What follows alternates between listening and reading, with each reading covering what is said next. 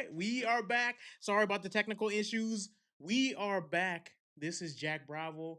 I'm back at the Righteous Edge, and we will be discussing all sorts of issues today, mainly degeneracy and liberal ideology and how it's affecting society.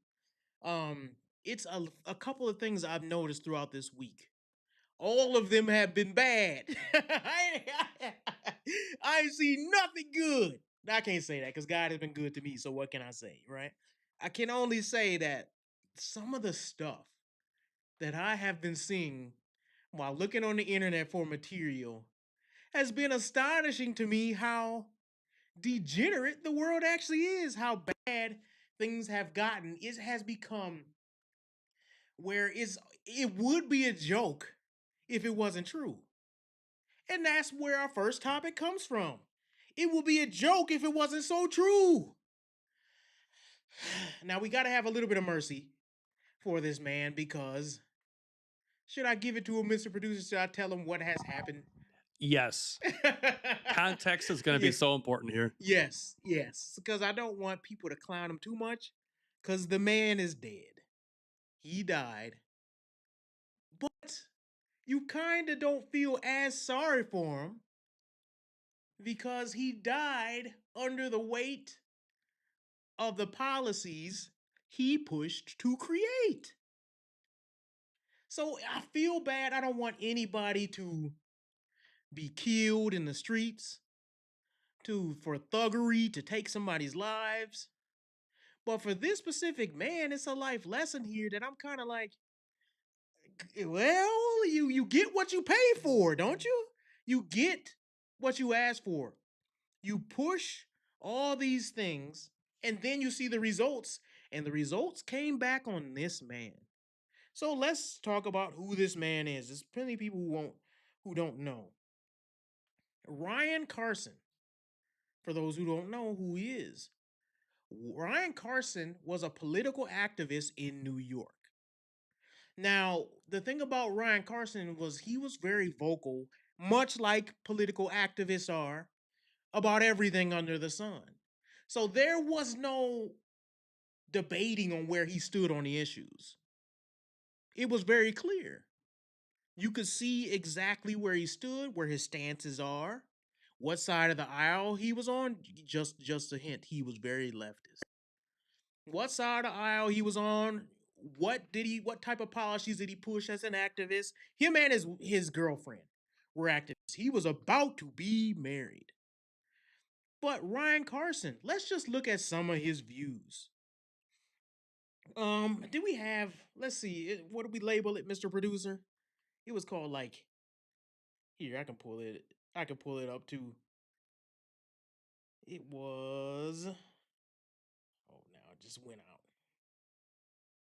But we labeled it, idiot statements. Yeah. Oh, yes. So we if you have can pull up Sure. idiot statement number 1. Here we go. You want to read that for Sure. us, Mr. Producer? On police control and abolition.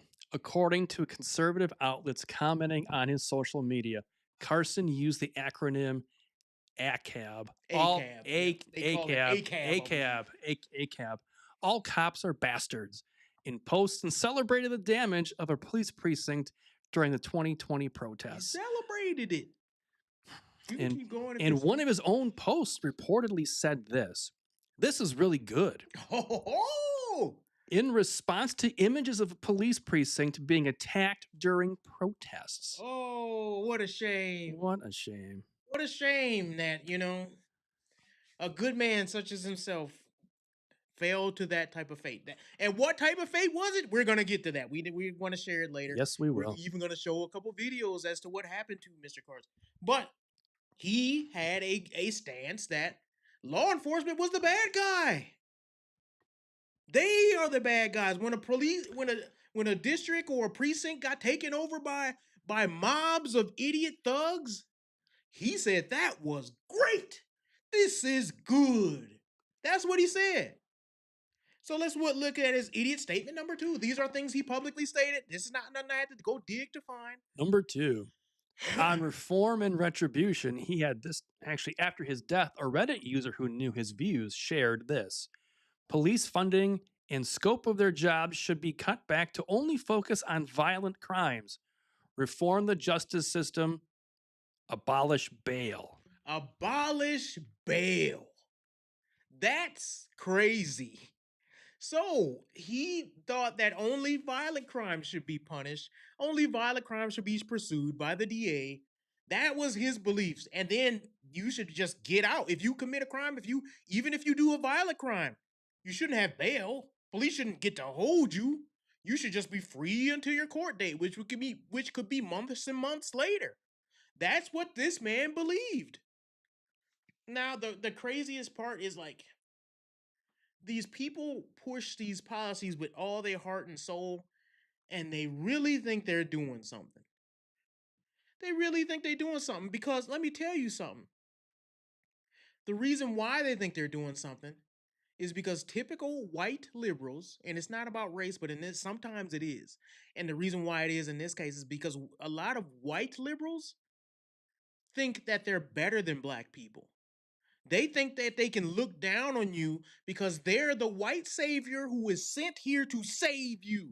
Sometimes even save you from yourself. You're too dumb.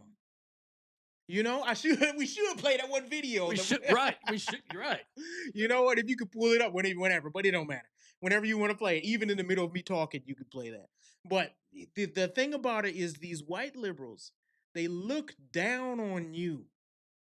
They believe that, oh, these idiots just can't stop killing each other, so we shouldn't lock them up. I mean, they don't deserve to be locked up. They should have the freedom to commit crimes and steal and loot because they just can't do anything else. Do you see the totality of the circumstances they're living in? It's hard, man. You're a white guy with white privilege. You wouldn't understand. That's what they think. Is this the Promises politician video? That goofy one? Yeah, I'll play that. I'll play it. Monkeys will be monkeys. I will give you bananas. That is what they think of you. That is what liberal politicians actually do. Monkeys will be monkeys. Let's give them bananas. That's what they think of you. For anybody who thinks they respect you, oh man, I vote Democrat because Democrats actually respect us. Respect us. They don't respect you. They don't even like you. They believe you're an animal and they let you frolic and destroy stuff, but only in your own neighborhood. And that's the point. They never consider that it will come back and bite them in the butt. They never consider that because they have their little gated communities where they do their little important stuff over here. But you stay over there. If you want to loot, don't come. We're allies. Don't come to our neighborhood and loot. You can, but you have a right to express yourself over there in the hood. You can do that there. Just don't come here. Just stay that over there. Yep. I gotta charge my cyber powered car way over here, away from all those thugs. They do not care about you, dude. Here, let's go to. Does he have an idiot statement number 3? He does. Yes, he has endless idiot statements, but I only picked a few. And he also says this: abolitionist leanings. He was involved in left-leaning organizing spaces that included calls for prison abolition, or at least significant reductions in incarceration. Okay. This is the reason why I'm laughing is because the story is insane when you see how it ends for him. That's why. Okay, but anyways, you can go on. It just gets better.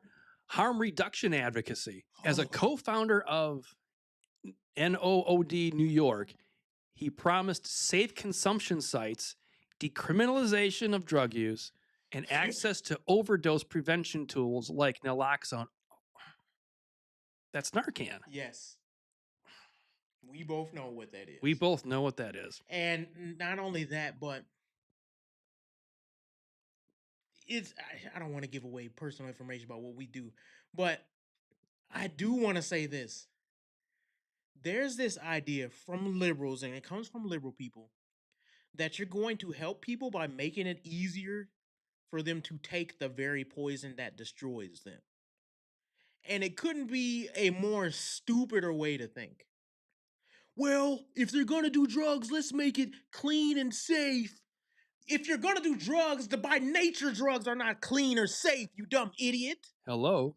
What type of dumb idiot take is that? If you're gonna crash your car at 1,000 miles an hour, at least wear a seatbelt. That's stupid. Anybody who crashes their car going 1,000 miles an hour is going towards death. You wearing a seatbelt doesn't do anything. If you don't care about your own life, why should I care more about it than you do? It's so stupid to think like this. Only liberals think like that. And guess what? Here's what pisses me off about it. They use you and my tax money to do it. So it's not enough that these people go and steal stuff off of buildings to go pay for their heroin dose. They want you and my tax money to provide them clean syringes so they can shoot up through their veins. And they go around towns. They do it in our town too. I'm not gonna say where. They do it in our city too, where they drive around in these and with funds from the government, and they go around in these vans and hand out clean syringes to people under bridges that use heroin. And y'all think that's a good idea. Some of y'all vote for this dumb stuff. Now, not my fans. My fans would never do it. I shouldn't say fans. My watchers, my brothers would never do nothing like this. But there's some liberals out there who do think this is the smartest way to go about crime. Make it easier for them. Abolish any consequences. Take away bail. Abolish prisons. What is wrong with these people? What consequence? You could tell these people ain't never been spanked in their life. Because if you ever had a consequence as a child, you would understand how good the effects of it is. Oh, man, I can go on this forever. So, He's got a few more statements in Yeah, this one. yeah, I go wanted ahead, to go go ahead. over here because if you thought you were worked up, just wait. y'all gonna give me a heart attack. Community-based safety. He supported alternatives to police. Alternatives to police. Like what alternatives? In line with broader progressive and abolitionist organizing, it's this. What, social workers on roller skates? Investing in mental health care and Ooh, housing. We don't do that yet, right? We all, most of our, I don't want to, doggone it, I'm going to throw my hat. Go ahead, you can keep going. And the last one about social media and public statements. Carson's posts often aligned with movements like defund the police, mutual aid, and restorative justice. Oh, I hate restorative justice. I hate it. To the core of my being, I think that punishment is great for people who do wrong things. If you beat up your girlfriend, I think we should bring back what they do in a lot of Asian countries. Public caning, where you string somebody up. You say, you punched your wife? Oh, you thought wasn't nobody gonna find out? Tyrone, that you beat your wife for the 5th time this week? Strap him up, boys. Strap him up, hang him up, take a little stick, whoop that boy, give him 20 lashes. You would have no more domestic violence ever. And anybody who disagrees with it, they probably the ones beating their wives. I don't beat my wife, so I have no issue with that. You'd never catch me getting beat. And guess what? Here's the solution we could all come to in the middle. Yeah, if you had public canings, you could abolish prisons, because wouldn't nobody go? Right. You get that public caning down, 20 slashes. After that, go free, sir. Go forth and sin no more. Then you'd have no need for them to go to jail or prison. That's my solution. I think that's a great solution too. In fact, when I become king, I'm going to emulate that as my first line of order. Did he have any other statements, Mr. Producer? That's it for the statements. It was So, thankfully. He had something else too that I wanted to go over. And what it is okay, you know what? Should we go to the videos? Yeah, show what befell of this young, smart, liberal gentleman. So what could possibly have happened to him? I've got 3 videos that I can play. 3? 3. Because I think we only. I've got 3 in my list here. Okay, let's see. Yeah, just go to the first one, the S wording. Gotcha. We'll play And that then one. Here we we'll go. play the part. Police have identified a person of interest in the deadly stabbing of a community activist in Brooklyn. Tonight, Ryan Carson is being remembered as someone who fought to make our streets safer. CBS 2's Ali Bauman has the video of the man police are looking for in this random attack. The last few moments of Ryan Carson's life are on this surveillance video.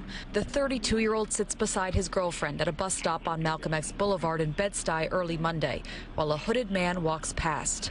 Moments later, the couple starts walking, and the hooded man kicks a row of mopeds parked on the sidewalk. Hooded man. He then turns his attention to the couple. Carson can be heard trying to calm the man down. Mr. Carson begins to immediately tries to de-escalate the situation. Police say the hooded man then pulls out a knife. We're freezing the video before he stabs Carson in his heart, killing him. As Mr. Carson lay dying on the sidewalk, the male with the knife kicks him in the chest, threatens to stab the woman companion, and spits in her face. Moments later, a woman is seen walking over, apologizing to the couple and referring to the assailant as Brian. Police say the assailant had been arguing with that unidentified woman before the attack. And this is what I do want to say before, like, we poke fun or say anything funny.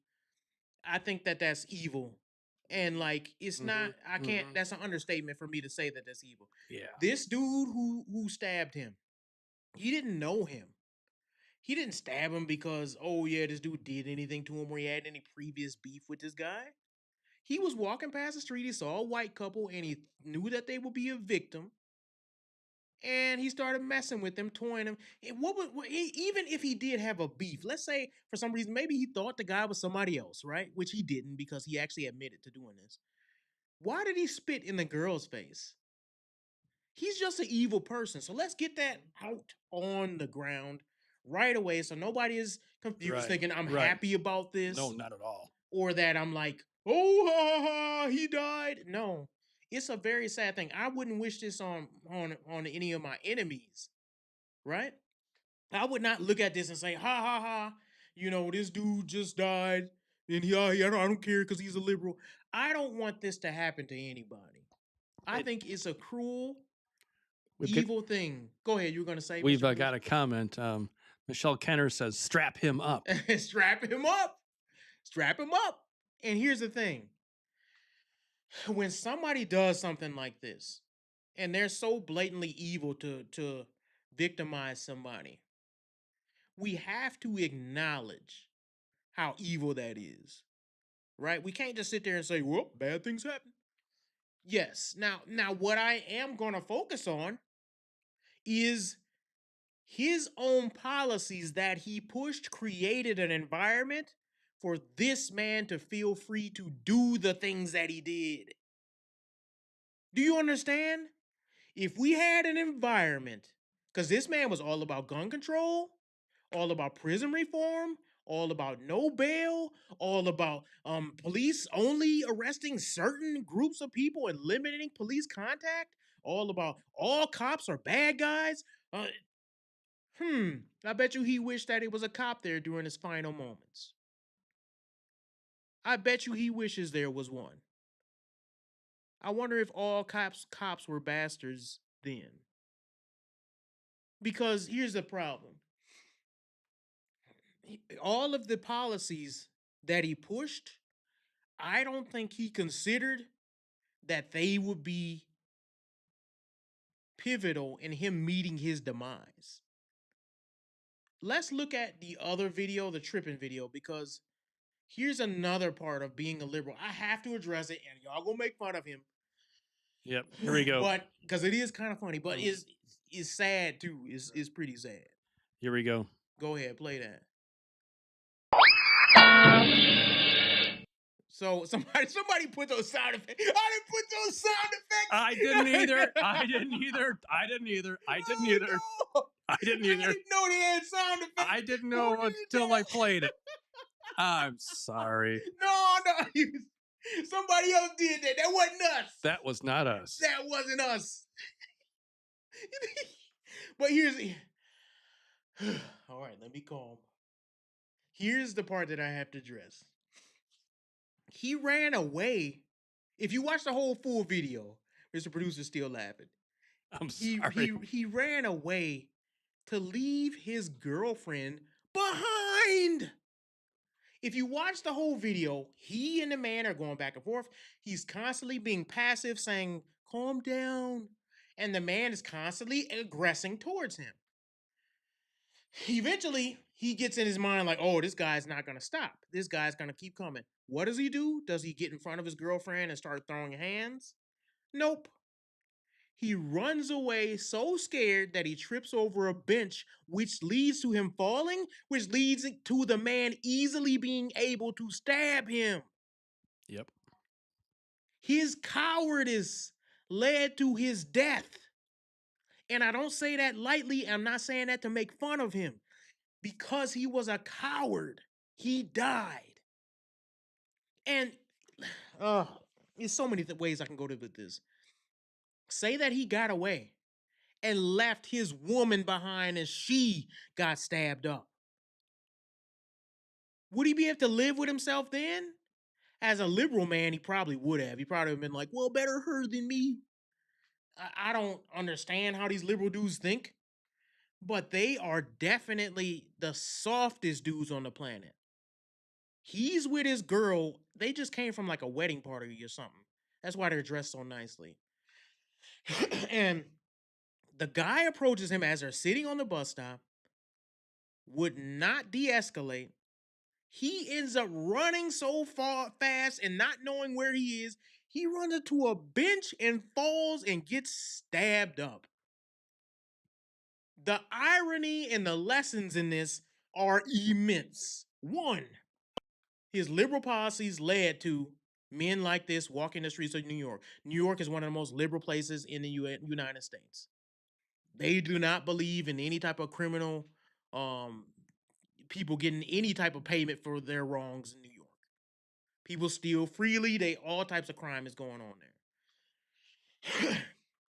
And two, him being an activist, being with his wife, and running away like a coward. Instead of if he actually fought back, he would have had a fighting chance to live. But since he ran like a coward and fell, that's what led to his death. And it's really hard for me to be like, yo, I feel sorry in the sense of I don't want even my enemies to be killed by an even bigger idiot, which is the thug who did it. It wasn't like the thug is doing anything we wanted him to do. But at the same time, it's like, yo, man, when are these liberal people going to learn? This is what it leads to. We had some other stuff. This is here, let me point out some stuff. And I'll read this. Did I actually bring these up? No, I didn't. So I'll just read it. Yeah, I don't think you did. Ryan Carson, a 31-year-old poet and community activist, and his girlfriend, Claudia Morales, were returning home from a wedding in Brooklyn in the early hours of October 2nd around 4 a.m. They were waiting at the bus stop on Malcolm X Boulevard. That should already gave you a hint. They wasn't in a good neighborhood. If they was on Martin Luther King, they might have got shot. But Malcolm X, they got stabbed. And that's when it happened. It was an unprovoked attack. A young man later identified as Brian Dowling, 18 to 20 years old, randomly approached and shouted, "What the F are you looking at? I'll kill you." He pulled his knife and stabbed Carson multiple times when he attempted to calm the situation. The situation was caught on video, and the aftermath is Dowling fled but surrendered to police days later. I wonder why he didn't surrender to a social worker. He was arrested, charged with second-degree murder and weapon possession, and identified via video footage and physical evidence. All right? Here's one thing that there's been a lot of misinformation about. people have said, all types of things that happened afterwards that his wife, made statements supporting him. I don't know if that's true because I couldn't find any of that online. But it says after the murder, some online conspiracy theories and misinformation campaigns emerged, falsely suggesting that his girlfriend, Morales, supported the attacker or staged the incident, that's insane. These claims are baseless and not supported by any credible sources. So, the reason why this had came back is because he got sentenced in 2025. This happened in 2023. Dowling pleaded guilty to second degree murder.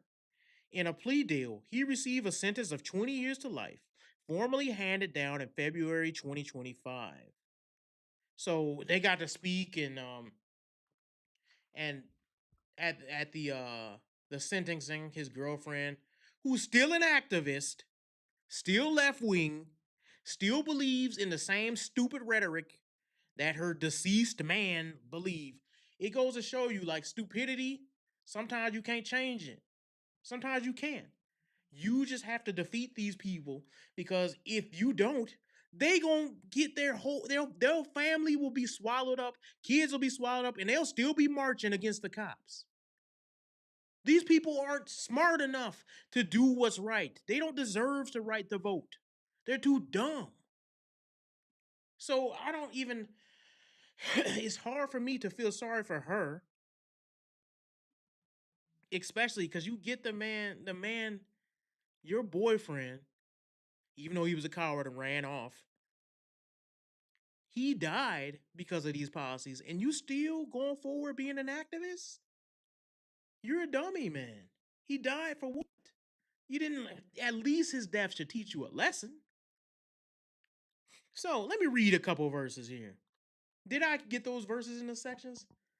I might not have. Not in this section. No. Okay. So Luke 20, and I'll just read them.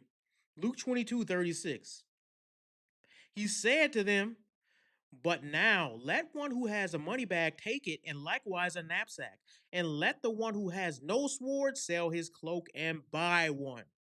Jesus was saying to his disciples, it's coming a dangerous time where you're going to need a weapon. You're going to need a weapon to protect yourself. It is the stupid ideology and falsehood going around now saying that Christians cannot defend themselves. I'm telling you, as a Christian, if you don't have a gun, you should buy one. Because it's going to come a time where thugs and evil rules, right? I don't believe we're necessarily in that time yet.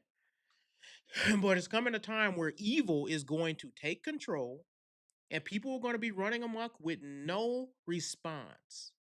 And you're going to be tasked with defending your family.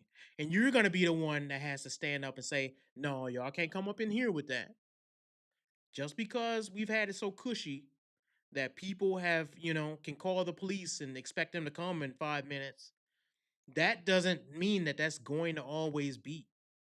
You should, while we have the chance, you should arm yourself. Arm yourself. Because I'm telling you, if I'm walking with my wife down the street and some dude try to stab me, he better make sure I don't see the first swing coming, because he will not get a second one. He will not get a second swing. You get what I'm saying?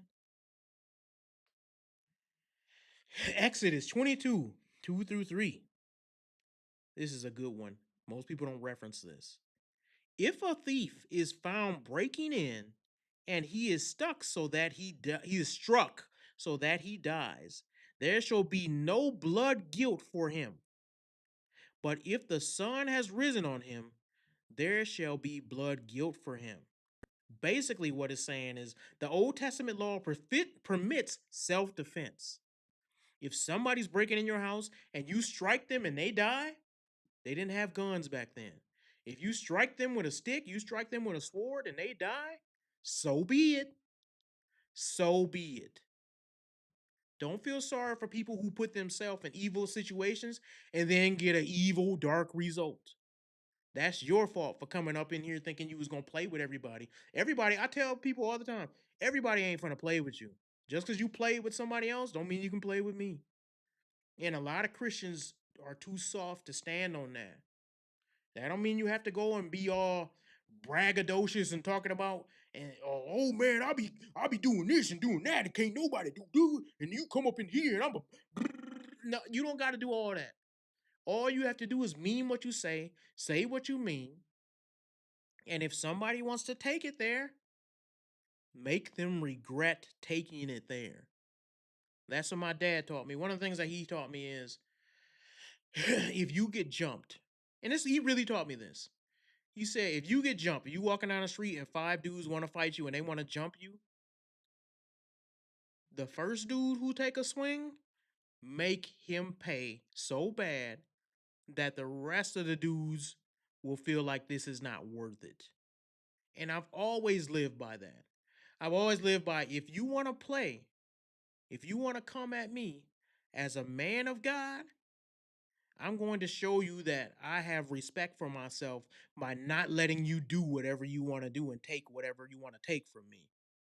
And I really believe that as a principle in my life. But you have anything you want to say about that, Mr. Producer? No, not really. No, I kind of had the same upbringing.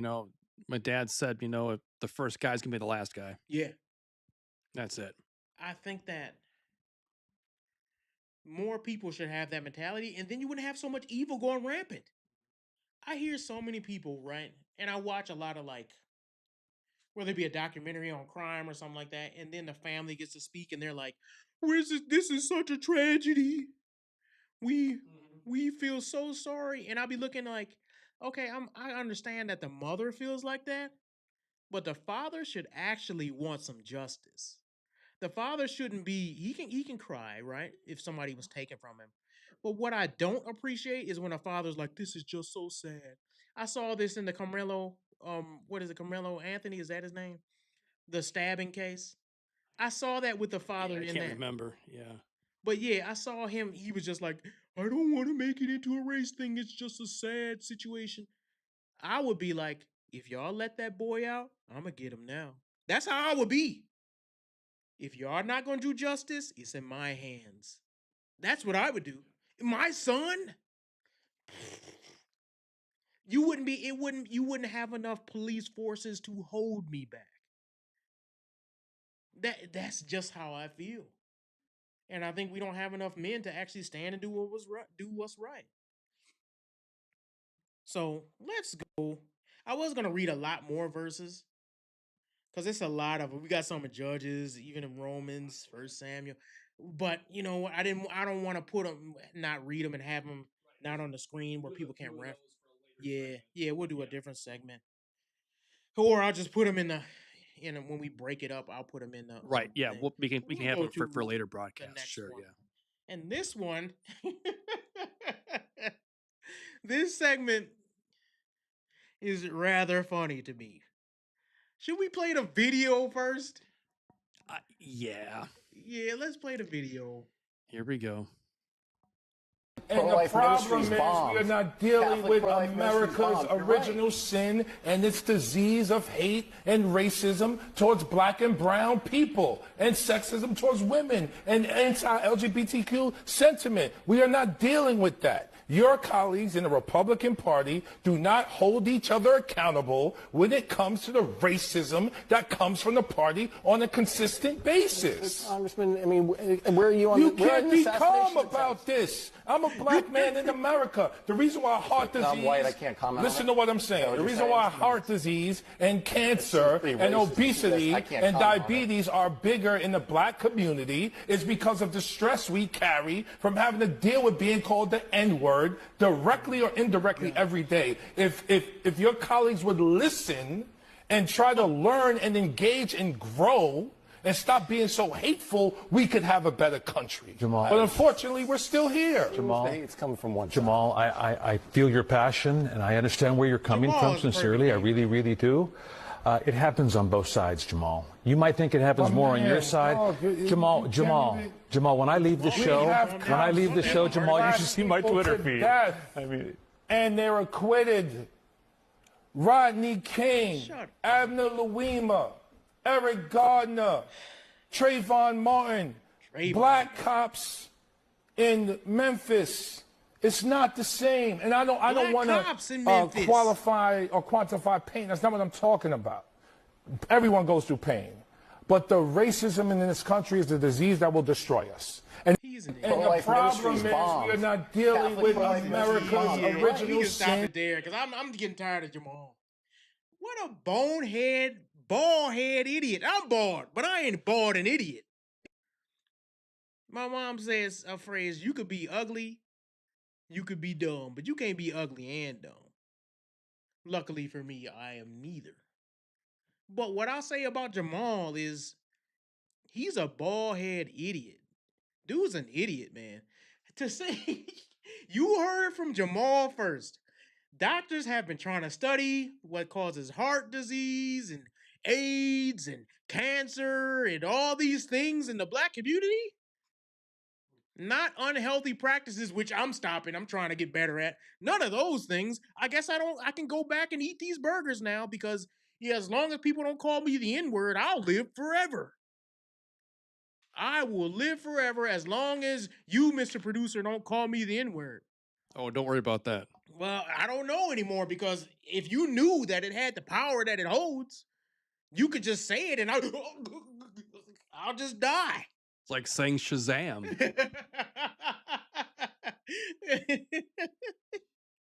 But even worse. It's so crazy. Who thinks like this? Are these people this dumb? The black community suffers from heart disease because of the N-word? And he believes it. You saw how passionate this idiot was when he said it. You saw his eyes? He was so upset, he was looking in the ceiling like this. What is wrong with these clowns? Heart disease come from the N-word? And somebody out there, but like, you know, some dumb woman is out there, not just because he's proven that men can be dumb as well. But it's some dumb man out there like, yes, speak to him. Tell him. I know. Yeah, speak that, talk that. Yeah. Tell him all about that heart disease that we got. What? Who believes this? Y'all blame everything on white people. Dude, I swear, I could see a black dude walking down the street, tripping on banana peel, and say, man, them white folk. Is everything white people's fault? Is everything because of the N-word? It's funny. The N-word is so dangerous, but we use it more than anybody else. The N-word is so scary, but we got rap songs that we can't even play on the radio because the title has the N-word in it. How is it so dangerous? It's only dangerous when white people use it? Does it somehow correct our heart disease when we use it, but then when they use it, it kills us? Oh my gosh. Hey, Jack, got another comment here. Chantel M. Dick said, did he really attribute diabetes to racism? Yes, he did. And he did it with boldness. He did it with like determination. He said, he was like, you gotta listen to me. He was telling them to be quiet while he said it.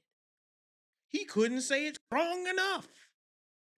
I don't understand these people, man.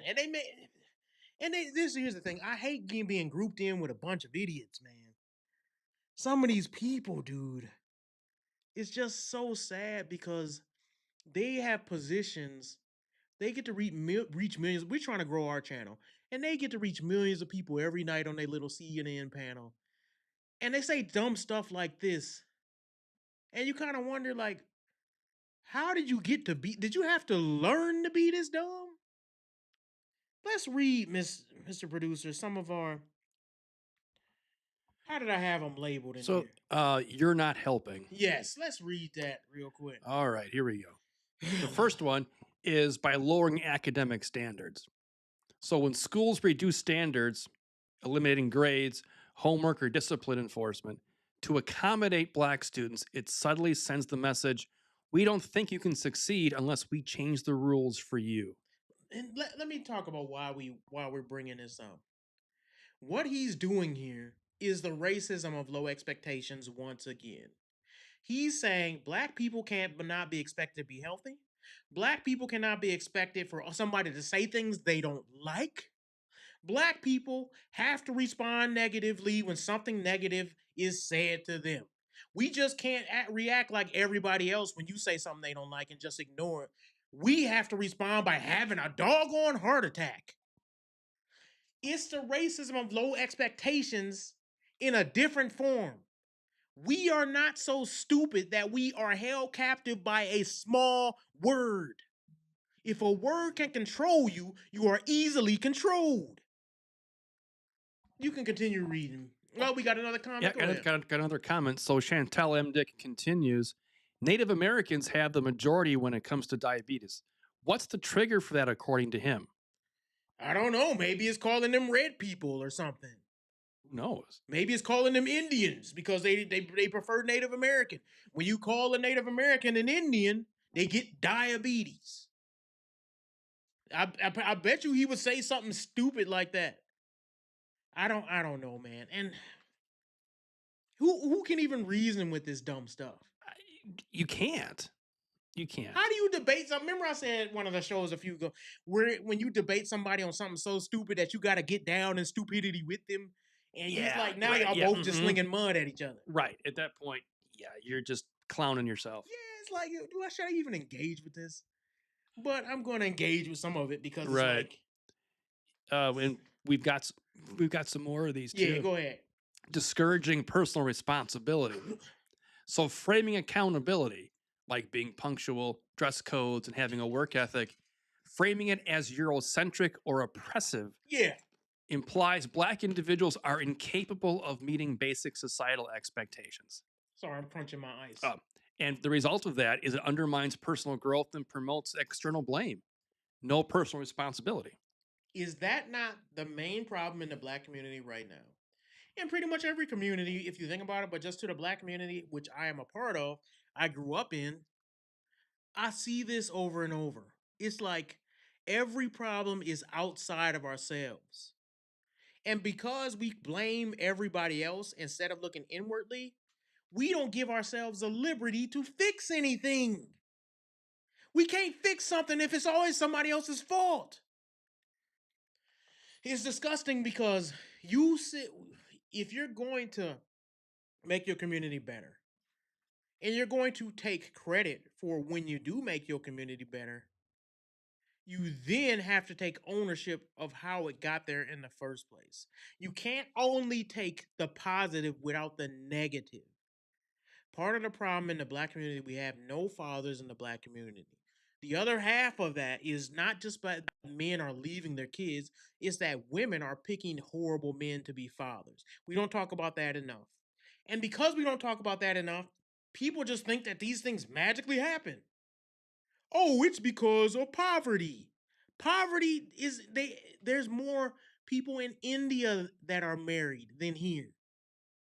It ain't got nothing to do with poverty.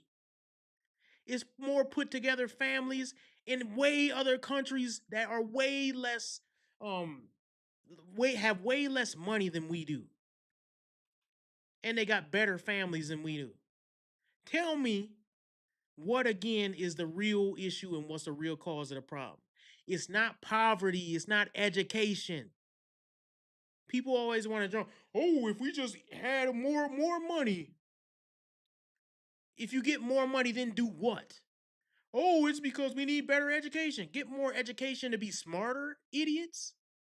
Get more education to be smarter criminals? Rap bigger words on more rap songs? What are we really expecting here? If we don't change the heart, changing education don't mean nothing. We talk about like World War II. The Germans were very educated. That doesn't mean they didn't have evil things that they did. Education doesn't stop you from being evil. We have to change the heart. Education is not what's stopping you from getting married. We had less education back in the 1950s, and we know a lot less. We didn't even have computers back then. We didn't know a lot of the things that we know now. And look, we were more happily married back then, had more intact families back then, more active fathers back then. So don't give me this, oh, well, it's something that society has to recorrect because of years and years of discrimination. Shut up, dude. That's racism on low expectation. You don't think we can actually do anything other than with the white liberals' help. I don't want to hear it. We can go to the next point. Oh, okay. Soft on crime policies in black neighborhoods. Terrible. So declining to prosecute crimes like theft, drug use, and vandalism to avoid over-policing often leaves black communities more exposed to violence and disorder. And the result of that is law-abiding black citizens suffer most when justice isn't enforced locally. So being soft on crime. Here's the thing. People, just like the idiot that we talked about in the last segment, a lot of liberals think that being soft on crime is their way to relate to the black community. But what they don't understand is you're only relating to the criminals in the black community. No one else likes them.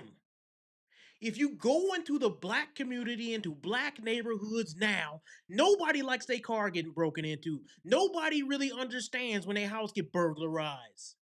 Nobody likes when shots are going on and they gotta throw their kids in the basement.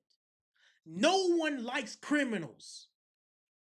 But yet they think they relate to black people because we're gonna get soft on. We white liberals think we should be soft on crime. It's the racism of low expectations and it's destroying us.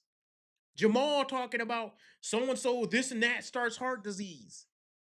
You idiot, stop acting as if we are such a weak people that we can't even fathom that somebody would use a word we don't like. Hey, here's the secret for Jamal. Every racial demographic has words that go against that demographic. Every single one. So we ain't special. Every single group has a history and has had bad things happen to them. We could argue, oh, what happened to the black people is so much worse. And you might even win that argument. You might even win the argument that slavery was worse for black people than every other race. And you might have your reasons behind it and everything else. Here's the problem. So what? What are you going to do about it? So I see we got a comment. Yep. Read that for me, Mr. They say society like it's some mysterious entity and not us as individuals. Yeah. They act like we ain't society itself. It's like when you talk to a criminal and he be like, man, this neighborhood is so bad. You are so bad. You're the criminal. Man, I just got done breaking into this car, man, and people just stop criminalizing and love each other. We wouldn't have it in such a bad neighborhood. You're the problem. And one thing that Obama said that I actually like is let's be the change that we're hoping for. I don't even know if that's how he worded it. But he said something along that's actually true. That's actually true. If you're going to expect change in your community, in your society, you have to start inwardly. He didn't say anything else that I liked, but he said that. We can go to the next point. Okay. Tokenism in hiring or academia. Selecting people primarily based on race rather than merit can lead to imposter syndrome, resentment from peers, or under preparation for roles. And as a result, it creates fragile success that may or may not be sustainable or respected. What do you think about that, Mr. Producer? Because I think that's a really good point. And I've seen it in, when you're hiring based on anything other than merit. Yes. It's a slippery slope there. You're asking for it, really. You're asking for the whole project you're working on to go down because you want to be inclusive. Right. And then it makes you wonder, well, with the imposter syndrome, you begin to wonder, well, why was I hired? Yes. Do I belong here? And you begin to wonder that. In fact, my dad, who was an engineer, very, very smart, much smarter than he gets credit for. He's a pastor now, but he was an engineer and genius at math level. Like, my brother also has his type of brain too, like very, very good at math. When he became an engineer, that's when they first started doing affirmative action stuff. And one of the things he always told me, and this is why he hates affirmative action, is he was one of the best engineers in his class, but nobody believed him because of affirmative action. Everybody looked at him like, well, that's the token black guy here. Because of affirmative action, nobody actually believed he was really good. They thought he was just brought in because of affirmative action. So therefore, he couldn't even look and be proud of himself because everybody else looked at him and said, well, he didn't really earn it. He's the one black guy out of all these white guys. So therefore, he doesn't deserve to be here. And they were wrong, but it's no way to tell them they're wrong. Right. It creates that yes, but there's always that lingering doubt. Yes, it's always they have to question you. They have to, because if it's a whole class and everybody's white and the one dude is black and they just instituted affirmative action and my dad's the only black guy in there, they looking like, well, we know why he got here. You just heard the policy they instituted. That's not fair to him. He worked hard. Mm-hmm. And he always sat me and my brother down and he always said, even if you as a black man have to work harder than everybody else, you will be better for it. Don't sit there and say, oh God, it's so hard. My life's so hard. You will be better for working hard. If you got to do 100 push-ups and they got to do 2, you're going to be 150 times stronger than them. So don't sit up here and be sitting there like, oh, well, oh, my life is so sad because my life is hard. Because it's hard, you will be more qualified. And when it comes down to money, I don't care what type of CEO is. He could be the most racist CEO on the planet. Because he cares about his money, if you're more qualified and you can make that man some more money, you better believe you're going to be getting that position. We got another comment? Yeah. If you're willing to compromise standards for inclusiveness, then you better be prepared to compromise success as well. Absolutely. That's a very wise way to phrase it. I can't even comment on that. You might have to read it again. If you're willing to compromise standards for inclusiveness, then you better be prepared to compromise success as well. That's comment of the day so far. Mic drop. Turn this table over. But all right, so we could go to the next one. Excusing bad behavior in the name of oppression. So saying someone stole, cheated, or assaulted because they're a product of systemic racism talked about this. Removes moral agency and dehumanizes individuals as victims of fate. It strips people of dignity, agency, and going back to the whole responsibility thing. You're just excusing it in the name of something else. I'm a product of X, so I'm going to do Y. Yep. And I'm going to blame it on that. This is what they really think they're doing you a service. These liberal people, liberal blacks, whites, Asians, all the liberal idiots, they come together and they think they're doing you a service when they act as if we're going to help you, or when they're going to make things easier for you, or when they act as if you don't have to be responsible for your own actions. That takes away your agency. The reason, let me explain something to the idiots who might possibly see this channel, even though I know they wouldn't even last this long in the video. You know the reason why you carry around a poop bag for your dog? Because that dog is so dumb, he will walk around and poop on everybody's yard simply because he likes the smell of their yard. That's how dumb a dog is. Do you know why liberals think that you don't need police policies and strong response to criminals? They think that you, especially as a black man, are as dumb as an ape. And that you just go around breaking stuff when you get mad. And we need to just let him have his space to break stuff. Let the ape go ape crap, right? Let the ape go crazy. He'll calm down and tire himself out, and we'll find him in an alley somewhere asleep. And then we'll clean up the mess the ape made. That's what they think of you. We can't shoot the ape. That's what apes do. If you understand the racism, how much unracist, how much actually vindicating, how much respect is it to say, I don't care what background you came from, I expect you to be a man of character, to be a man that has values, to be a man that respects the rule of law. to be a man that has culture, to be a man that respects other people's property. I respect that of you no matter what culture you come from. And because of that respect, I'm going to hold you accountable by law, regardless of who you are. That's a respect thing. Anybody who runs around and wears a helmet and bashes their head in the wall, we have words for those type of people. And I don't believe those are black people. I believe black people can do better. So don't sit up here and call me. People have called me, oh, he's such a coon. How? When I believe black people can be better and we're not living up to our full potential. What's coony about that? What's coon-ish about me saying I believe black people are better than what we're presenting and we have purpose? We can do better. How is that me thinking that we are stupid? I don't think so. I think we're putting on an act.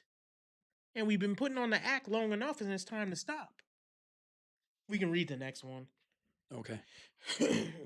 Silencing critique to avoid respectability politics.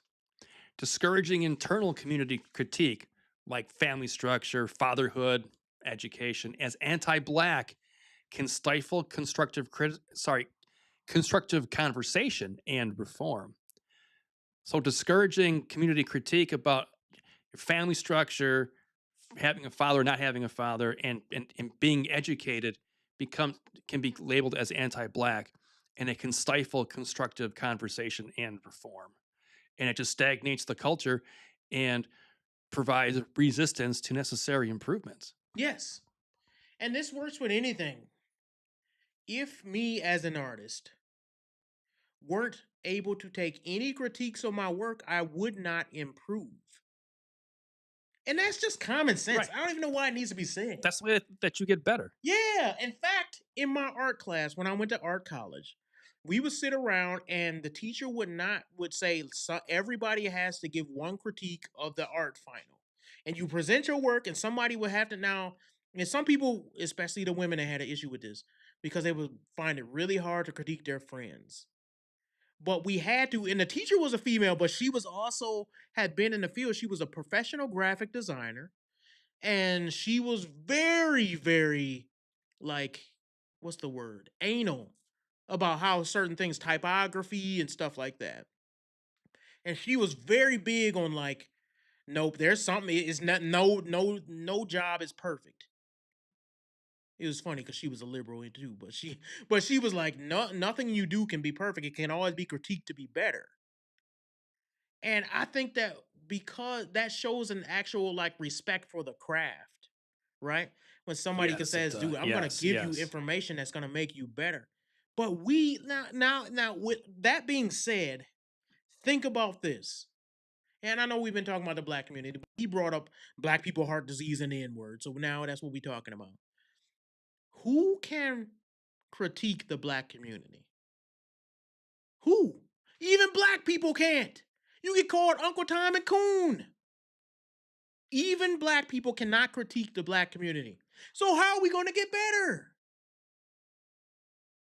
Somebody explain to me who's going to do it. And then they say, well, it's about how you say it. Shut up with that feminine garbage. That goes to show you we come from a whole culture without fathers. Fathers is not concerned with how you say it. They're concerned with the truth.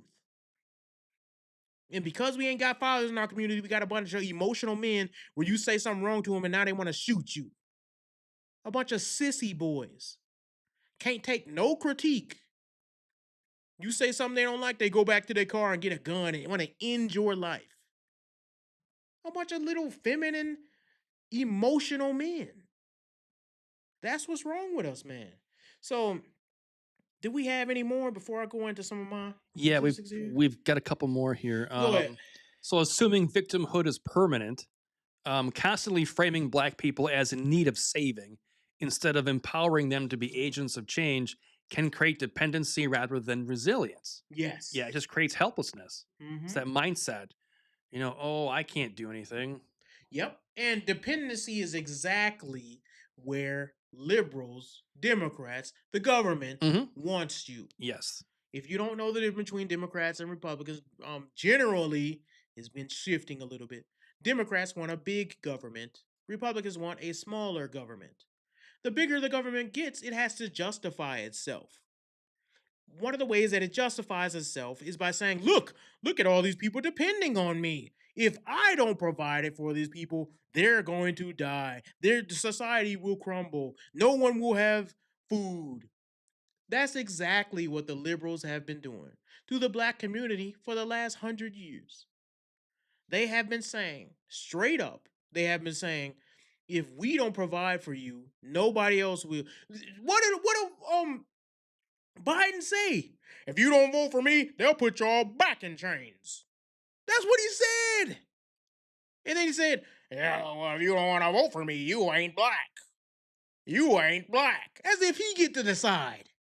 He thinks he owns you. Seriously, I'm not even joking about this. He and the Democrat Party have no question whether they own you or not. They pull you like a dog with a chain, and you better go. You better go, boy. That's what they're saying. Boy, you better come on. It's time to vote here, boy. And you, whoever out there listening, boy, you gonna do what we say here, boy. And you gonna vote Democrat for the rest of your life. And you gonna be happy about it. And you gonna get yourself in that line and then go back to your impoverished home until next year when we need you to vote again. And that's what you better do. And then somebody like me who break away from the plantation, I'm the bad guy. Go get him. Go sick him. Sick him. Right? And that's what makes me mad. It's like I try to get people out of this indoctrination, and now they tell the little dogs to sick me. You know, I dealt with this my whole life. My dad's always been conservative, always been Republican. Brought me up in that same way. I got family members who don't like me, who done deleted me on Facebook. Boo! Oh no, Facebook. They done deleted me on Facebook, won't invite me to the events. Okay. I'll be over here by myself being right. That's fine. I could care less. I've always told people I'll cut you off with the quickness. You think I don't need no friends. Like that Drake song said, no new friends, no new friends, no new friends, no. I don't need any new friends. So I'm cool with that. If you're going to be and stand up for what's right, you gotta be fine being alone sometime. It is what it is. I got me and my family, and that's it. So let's go. And Mr. Producer, but he's family too. Right. Mm-hmm. So what's the next point? I don't know if we hit all of them. I wasn't really counting. Yeah, so I think we're up to 8. Yep. Manipulating data to avoid disparity. So changing testing metrics. Yep. Like on an SAT or standards for math to reduce racial gaps. Doesn't address the real educational inequalities. It hides them. So it creates fewer real world skills, lowers competitiveness, and creates false confidence. Absolutely it does. Yeah. Because what will happen is, and nobody talks about this enough, because of affirmative action and them trying to actually increase the population of blacks that they allow into college, what happens to the black people who actually got pushed into going to college that actually didn't deserve to be there, but got a grant or some type of way to get in that other people did not have the luxury of getting? They actually drop out within like the first semester. Look, statistically, I wish I would have looked this up because I'm big on statistics. All the statistics come from our research. When you look at that, most people that don't deserve there end up dropping out in the first semester, so you didn't do them any good anyway. By getting them into a college that's actually going to push them and actually going to test them, and they didn't deserve that spot, they're just going to drop out, and you wasted all that time. They could have been going into trades or something that they should have been doing, and you're sitting there trying to push them to say, look how inclusive and diverse our college campus is. We have Jamal, Tyrone, and Boo JJ. They shot up the dorm room yesterday, but it wasn't their fault. The gun did it. That's what they want you to think. We can go. We got the last one. Yeah. So the last one is political paternalism. So assuming that Black Americans must support one political view or are too oppressed to participate in ID-based voting Yep. or civic engagement is deeply condescending. Very condescending. I'll be often thinking, maybe this is just me, Mr. Producer, but because I mean, like you're not Black, you're white, I'm Black. Mm-hmm. I often think, am I the only one that hears how condescending these people are? You're not alone. You are not You alone. ever look at it like as a white man and look and be like, I can't believe these people said that about Black folk and Black. Like when they was like, Right. they're not smart enough to get IDs. You can't expect them to get IDs to vote. They don't even have IDs. Some of them can't even get around. That's what they were saying. Right. It's almost as if it's they can't help themselves. Yes. It's like, so it's that air of superiority that only we can fix this. Only we can do things like have IDs and learn how to work a computer and get to places on time. And only we can do anything that will help these poor animals. And that oftentimes is what that view is. Yes. Is that they're trying to show empathy, yes, what they think is empathy, but they're actually creating low expectations. Here's the thing. And when you show empathy at the wrong time and place, you're showing how little you think of people. It's a reason why when they tell you when you're dealing with somebody in a wheelchair, if they don't need help, don't help them. Like if they can get around, they want to have their own, what's the word? Like agency. Yes. They want to be, you don't just come behind a dude in a wheelchair and just start pushing him because he's disabled. Right. Because he's like, dude, I've been in a wheelchair all my life, or for most of my life. I know how to get around. Well, with Black people, they do that anyway. It's like, we're going to help you along whether you like it or not. I've had a white liberal, no lie, tell me, you just don't know that you're oppressed. What? Yes. They debated with me and told me, well, you're oppressed whether you like it or not. And I'm like, who's oppressing me? You're white. Well, in some cases, well, I don't know how to even engage with how condescending that is.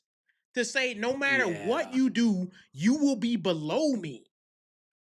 Oh, here we go. We've got a comment here. Cosmopolitan liberals think of Blacks as pets. And when a Black goes conservative, it's remarkable how similar these liberals treat them like a doggy that just on the carpet. That is 100% true. 100% true. The most racist things that I've ever heard in my life were from white liberals. Mm-hmm. And I'm not lying. I've been called the N-word. I've been called Uncle Tom. I've been called coon. I've been called a traitor to my own race. I remember the white liberal lady who looked me in the face and said it. They don't think they can be racist, so they think that they can say whatever. They have the liberty to say whatever. Mm-hmm.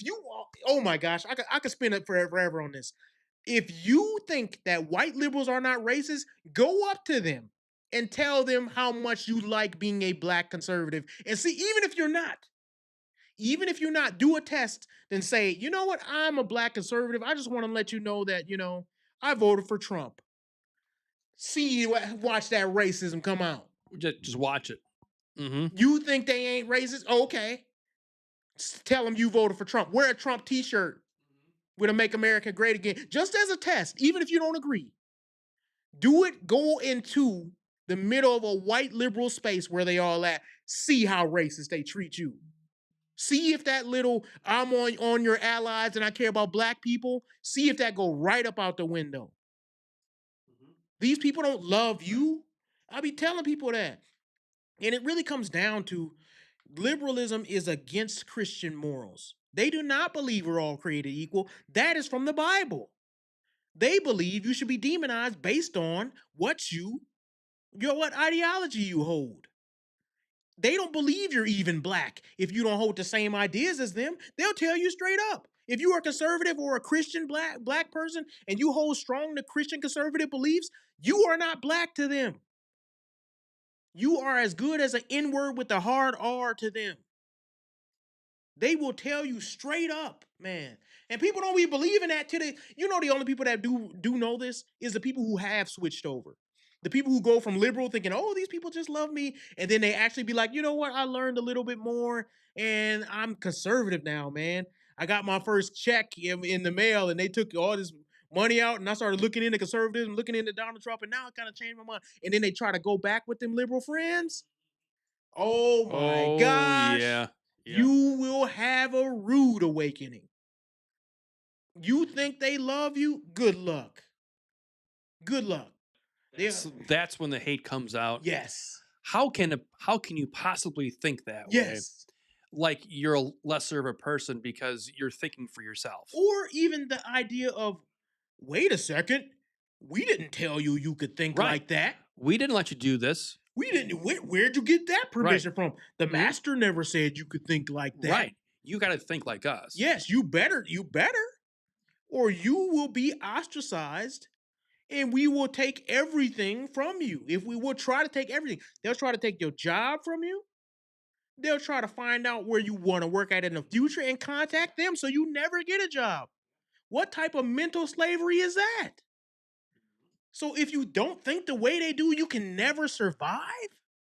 They don't even want you to eat?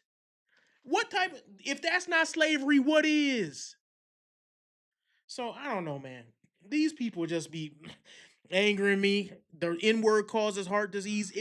That's what motivated us to look up all these stats. Yeah. Here, I think I had some Bible verses too. Romans 14. Yep. If you want to pull that one up. Here we go. Yeah. So then each of us will give an account of himself to God. Paul reminds believers that they must take responsibility for their actions as each person will personally answer to God. Yes. I pulled that one section of that verse. It's so important, even though it's short. It's talking about how each of us will give account. When you come before God, he's not going to ask, well, I mean, I know you stole stuff and it says thou shalt not steal in the Ten Commandments, but keep it between me and you, brother. Were you oppressed? He's not going to have that conversation. Did you steal or not? Each one will give account for his own actions. Not what somebody else made him do. He done made me mad. Can't nobody make you mad. You choose to be mad. Can't nobody make you steal. You chose to steal. Can't nobody make you be a thug. The thug life chose me. You chose to be an idiot. Don't blame it on nobody else. That's why I hate this blame whitey ideology, and I hate the blame Jew ideology too. Stop blaming people for your own actions. Nobody is stronger than them, is stronger than you unless you let them be. And if they are stronger than you, get stronger. The next verse. Proverbs 28. There we go. Whoever conceals his transgressions will not prosper, but he who confesses and forsakes them will obtain mercy. Absolutely. This highlights the importance of admitting wrongdoing and taking responsibility as a path to mercy and restoration. How can we get better as a community if we don't confess our sins to one another and actually take accountability? How do we expect mercy from God? You ever wonder when we look at our community, you see all this violence, little kids dying, people getting just offed left and right by gun violence and all this stuff. And then I see these marches where these people, mothers are crying in the street saying, why won't God have mercy on us? This is why. This is why. He says it in the verse. You got to confess your sins and humble yourself before God to have mercy. He don't just have mercy on you because he feels sorry for you. You have to confess, admit to your transgressions. And we haven't done that. We always blaming somebody else. Next verse, James 1.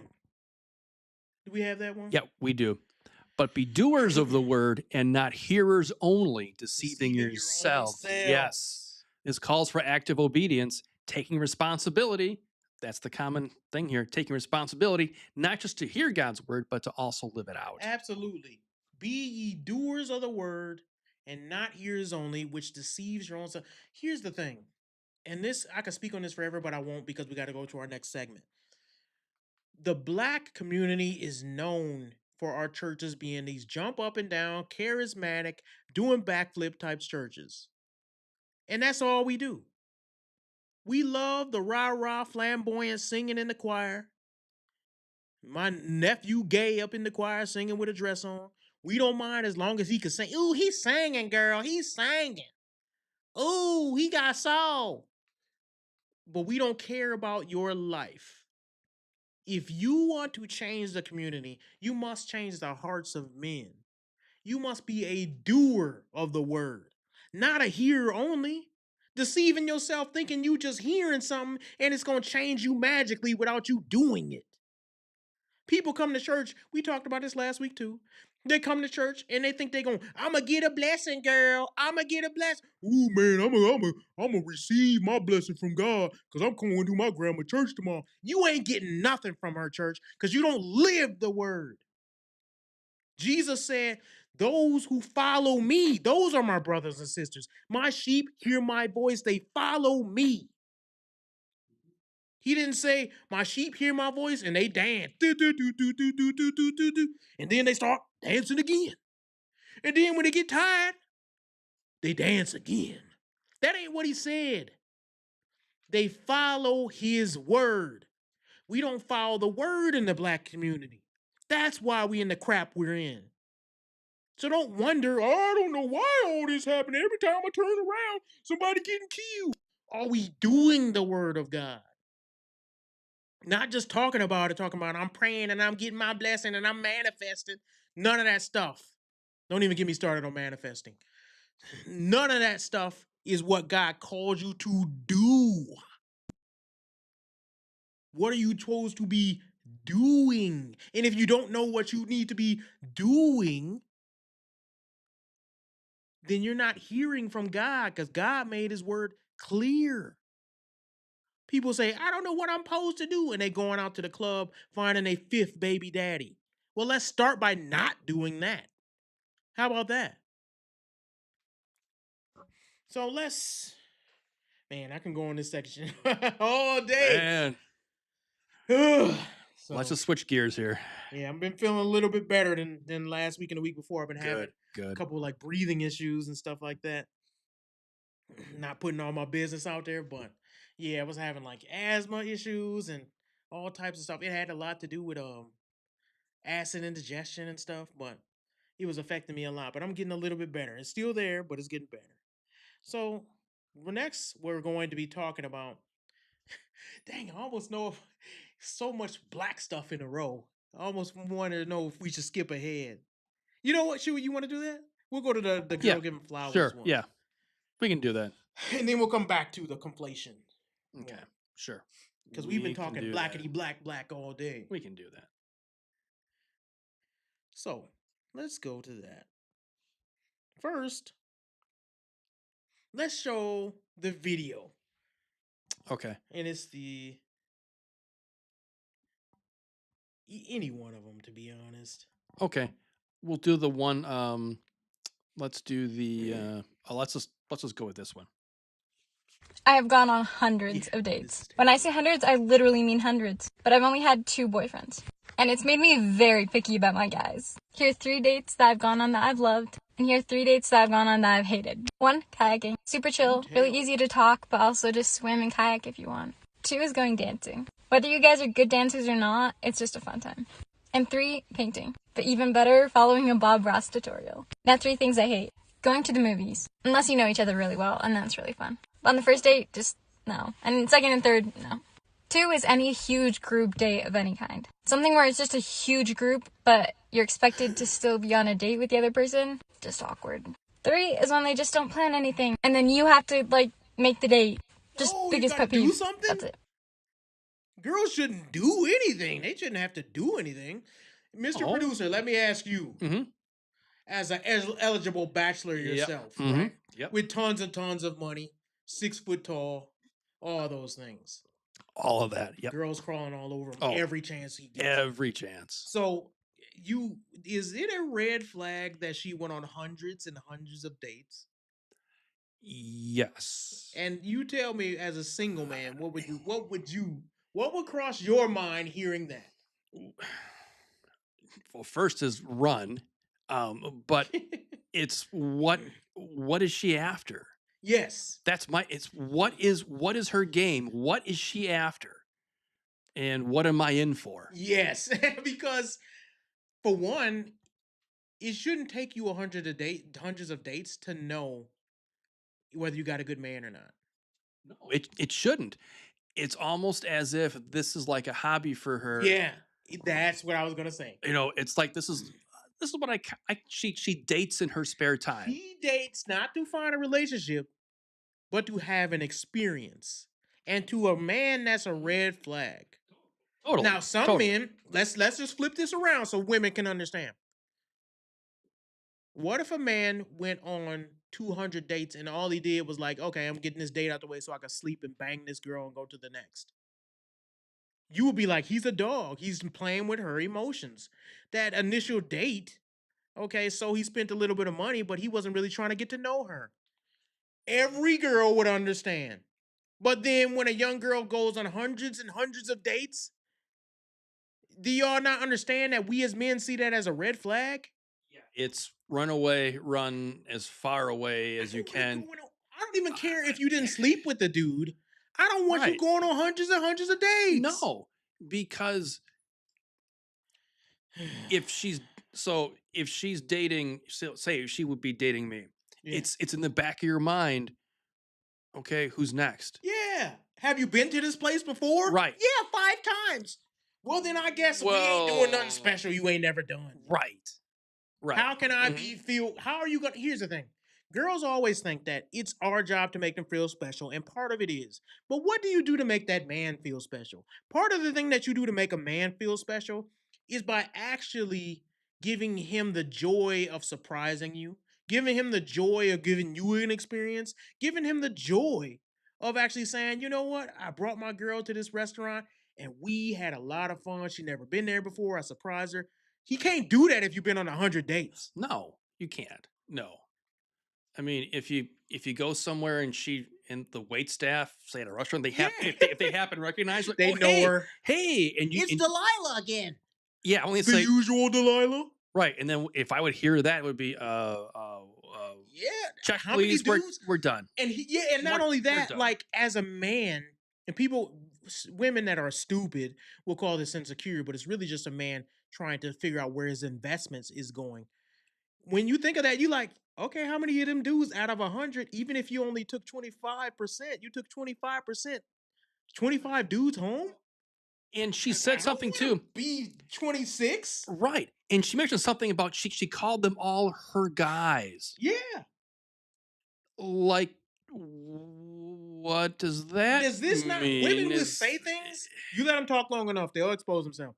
They say these things and I'm like, yo, like, don't you know that's a red flag? Don't you know that that's like not cool? It's like, it's like, sorry, we're done. I shouldn't have wasted my time. Yeah, like I don't want to be the 205th date. Right. Mm-hmm. Because you don't know, like I said, what's her game. Yes, and then how much does it, if it took 200 dates with 200 different people for you to finally get your boyfriend, and then you left him as well, and now you free again, there's no impressing a woman like that. No, because she's seen it all before. Yes, and what's going to impress? I'm not trying to jump over hurdles just to impress you. I'm trying to be myself. And if being myself is not enough, you got to go. Go find the 800th man. Right. Mm-hmm. And be with him and just keep on jumping on the carousel over and over. Right. I'm not going to play the game with you. As soon as I find out you done been on hundreds of dates, you can be, nope. Now let's play the next video because all of these videos going to get to a point for me. Oh, here we go. Accountability is hurting me. Ow. Poor That's one of our memes. Yeah. Just run away from it. No, run away from it. We'll be playing that one more and more. But yeah, it's another one. POV, take a video on every first date. Say that right in the minute. You can put me in a compilation. That's fine. Give you I'd like to be the context intro of it, actually. later. So that gives her ideas.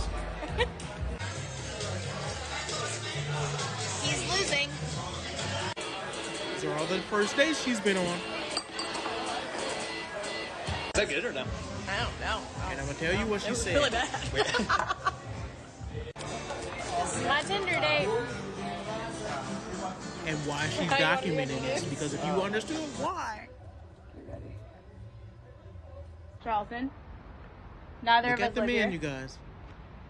Lost. Everybody look. I'm lost. See Yeah, what they look like. We're gonna go sing karaoke. That was the best Uber driver I've ever had, to be honest. I don't think this man knows how to play darts. Look at his face, look at his build. 16.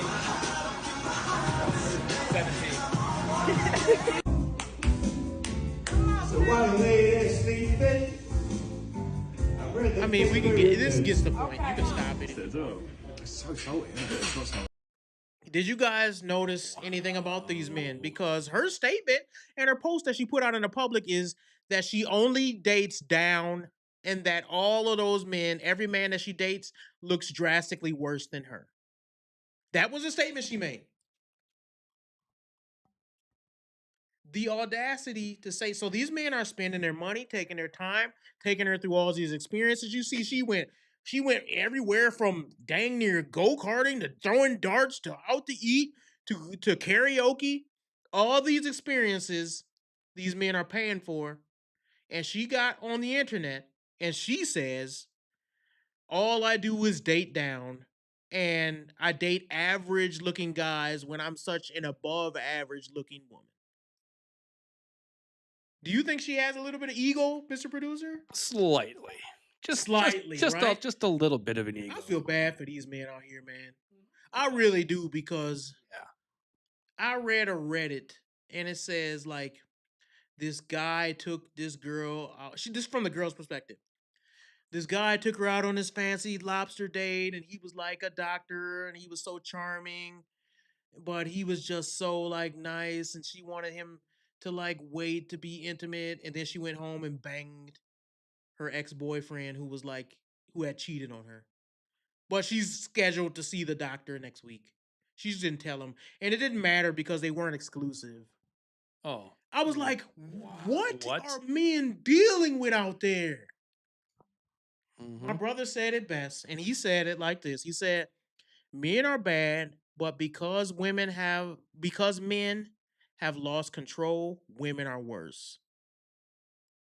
I cannot imagine dating in that environment.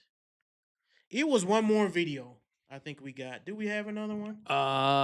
This one is entitled "Woman Gets Flowers." Yes, is that the one? That's the last one. I just got home from a first date. The man brought her Are y'all flowers. seeing this? What the fuck? Am I being gaslit? Raise your hand if you think I'm being gaslit. Any appreciation? Never in my life has this happened to me before. She's bragging. So her question was not, wow, that was so special that he brought those flowers. Am I being gaslit? I think I had the definition of gaslit in there. But if not, I can just... Here it is. So the definition of gaslighting, here it is. So it's a form of psychological manipulation in which a person or a group causes someone to doubt their own memory, their own perception, or their own sanity, often to gain power or control. Basically, it's when someone makes you question your own reality or feelings. Gain power or control over you. For manipulation. So she didn't say thanks or I would have such a lovely date. First thing she did was turn on her little TikTok. Right. And accuse the man of trying to get power and control over her. Right. And women think this stuff is cute. And then they wonder why men are not wanting to be married or walking away from marriage.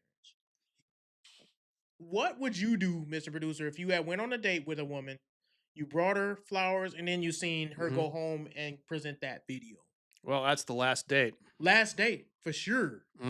For me, sure. I might even go back, break in her house and get them flowers back. Well, I was noticing... Give them to somebody who deserve it. It seemed like the cat on the dresser back there seemed to have more... I'm sorry, the cat was just more happier than she was. Yeah, that audacity, man. It's like, they don't thanks? even see it. Yeah, right. They don't even see, thanks for nothing, I guess. Yeah, like right. So you just you get to act like that, and the man is just supposed to be so happy about your presence that he can't just wait to go on another date with a young, attitude, entitled, feminist woman who doesn't appreciate his time, doesn't respect him, the effort that he's putting into it. He's just supposed to love that you're around him. He should be thankful that she Yes. was there. Right. So you can, and so people, and this is where I don't like that y'all be making me do this. Red pill men have always said, do not show a woman respect because, or don't show her, you know, these acts of kindness because she won't appreciate them. And I always said, no, no, no, that's not true. But it looks like it. Like the more and more I see, this is not the only time. Both of the videos previous to the girl with the flowers were men taking out women on hundreds of dates. Yes. And both of them were disrespected. Mm-hmm. So out of those hundreds of men, the girl who got taken on 100 dates, she talked about dates she didn't like. She didn't talk about having to pay for those dates she didn't like, did she? Not at all. Nope. The second girl who went on all those hundreds of dates, the first thing she said is, I date down and none of these men look good enough for me. And then the third girl we talked about says, am I being gaslit? He gave me flowers. What are men supposed to do with this information? We got the internet just like the women do. Mm-hmm. What are they supposed to do? Because I'm so glad I'm married, man.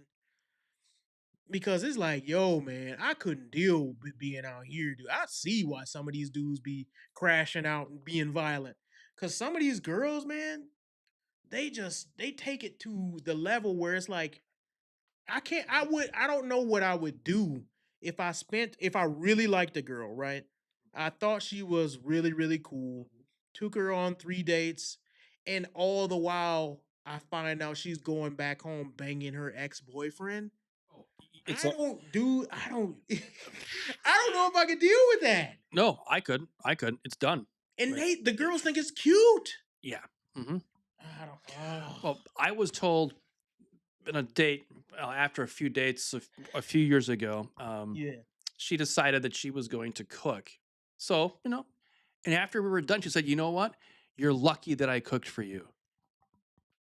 What?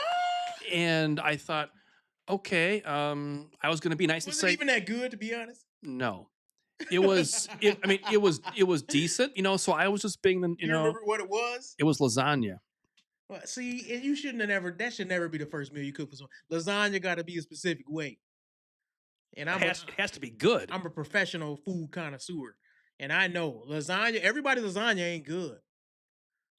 So she messed up. This was decent, but it was the thought saying, well, I should be so fortunate that she decided to cook for me.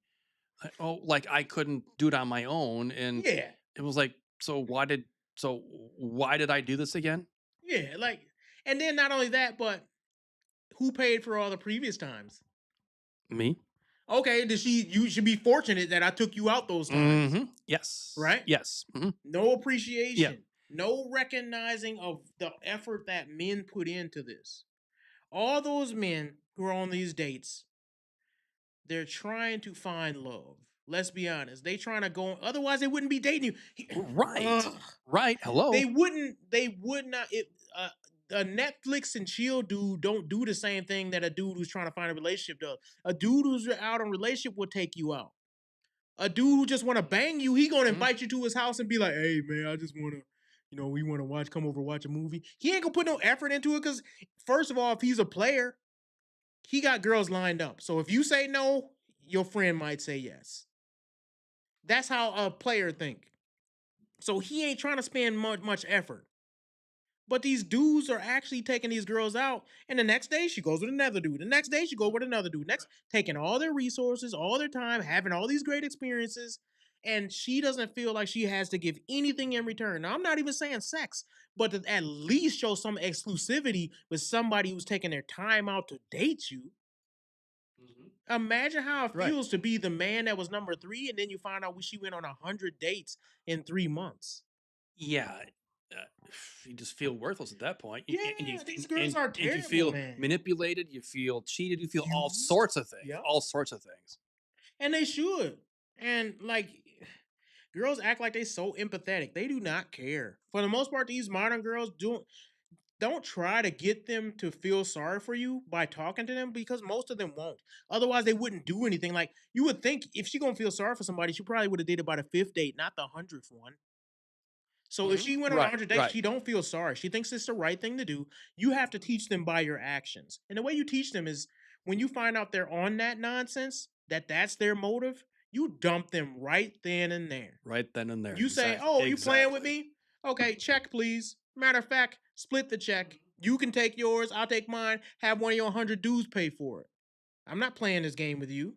You think I don't deserve any respect? Okay, I'm out. Bye. Blocked. Social media blocked. And you can call me sensitive, all this stuff, but I don't play like that. So let's go through.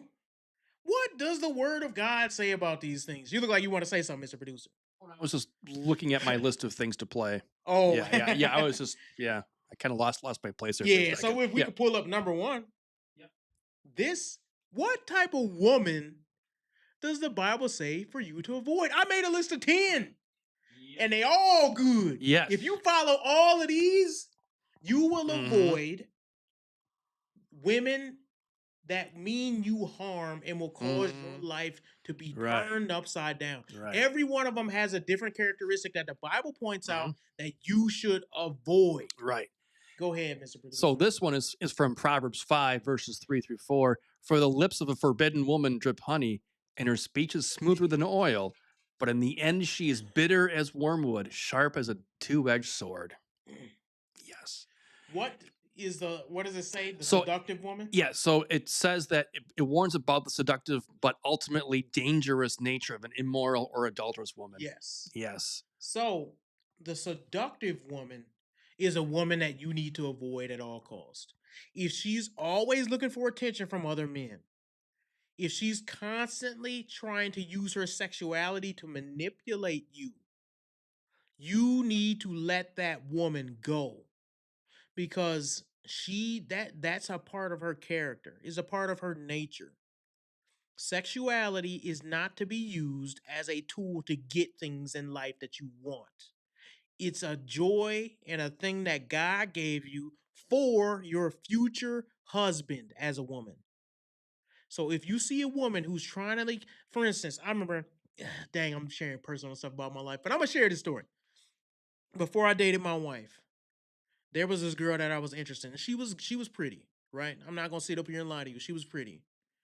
But one of her issues was she was constantly trying to manipulate me with her flamboyant sexuality.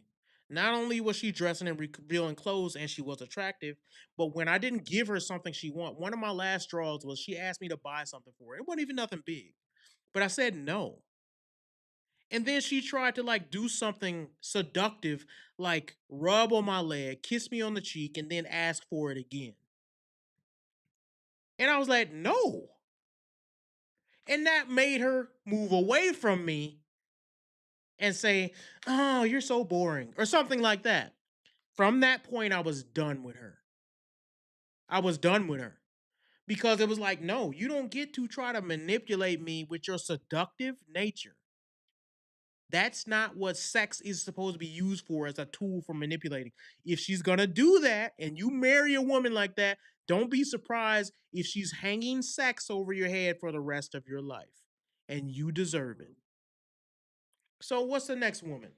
So the next one, this is coming from Proverbs 6, 24 to 26, and it says, to preserve you from the evil woman, Yep. To preserve you from the evil woman, from the smooth tongue of the adulteress. Do not desire her beauty in your heart, and do not let her capture you with her eyelash. Mm-hmm. For the price of a prostitute is only a loaf of bread, but a married woman hunts down her precious life. So it's warning against strong sexual immorality and being snared by seductive appearances. Yep. Let me put it this way. Stay away from women who have ever sold sex. I'm not just talking about prostitution. I'm talking about OnlyFans. I'm talking about any girl who done put sexual pictures online that she made a profit from.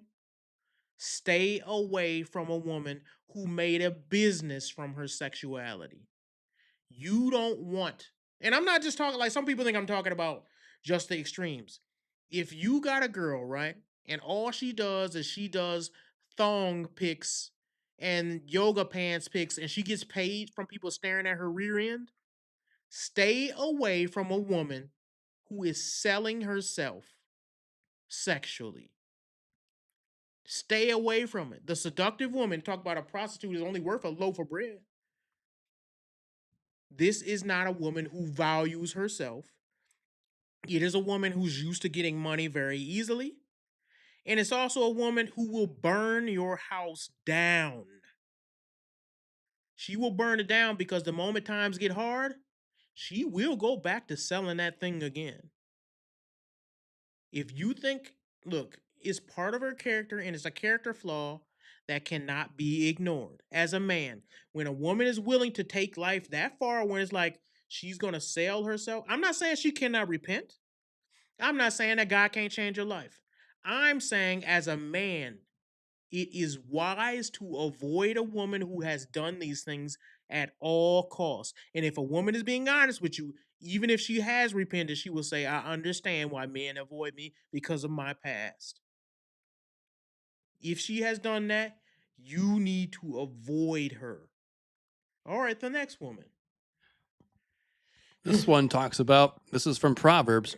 This one talks about, and behold, the woman meets him dressed as a prostitute, wily of heart. She is loud and wayward. Her feet do not stay at home.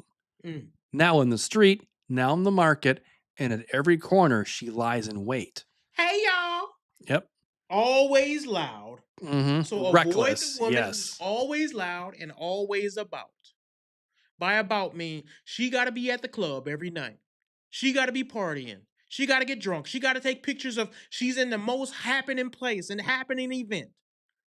She got to be in the hottest spots. She got to be seen in the hottest places. That's what the Bible is talking about here. And not only is she got to be seen, she got to be loud, drawing attention to herself wherever she goes. You ever been somewhere and you just see women just start screaming all the time? Mm-hmm. And they got to draw attention. Right. About nothing because they saw somebody they haven't seen in 2 days. Stay away from a woman like that. A godly woman is not loud. She is meek and humble.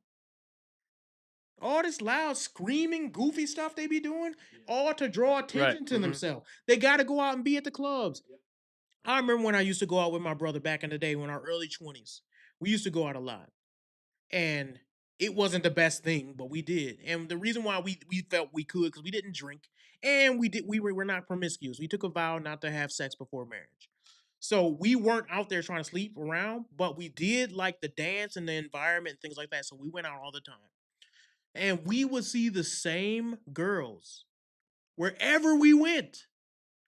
If we went out on Tuesday, we just, oh man, we can't go out on the weekend this weekend because we got to work. Tuesday we went out, same girl. Thursday we go out, 2 weeks from there, same girl. We go out to Chicago for a big event, same girl somehow there. It's like, yo, these girls can't stop.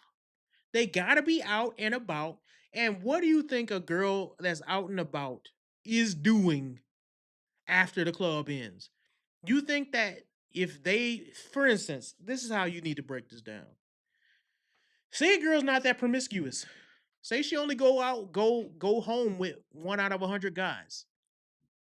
Say she only go out, 1 night a week, but after a year's worth of time, say she slept with 5 dudes.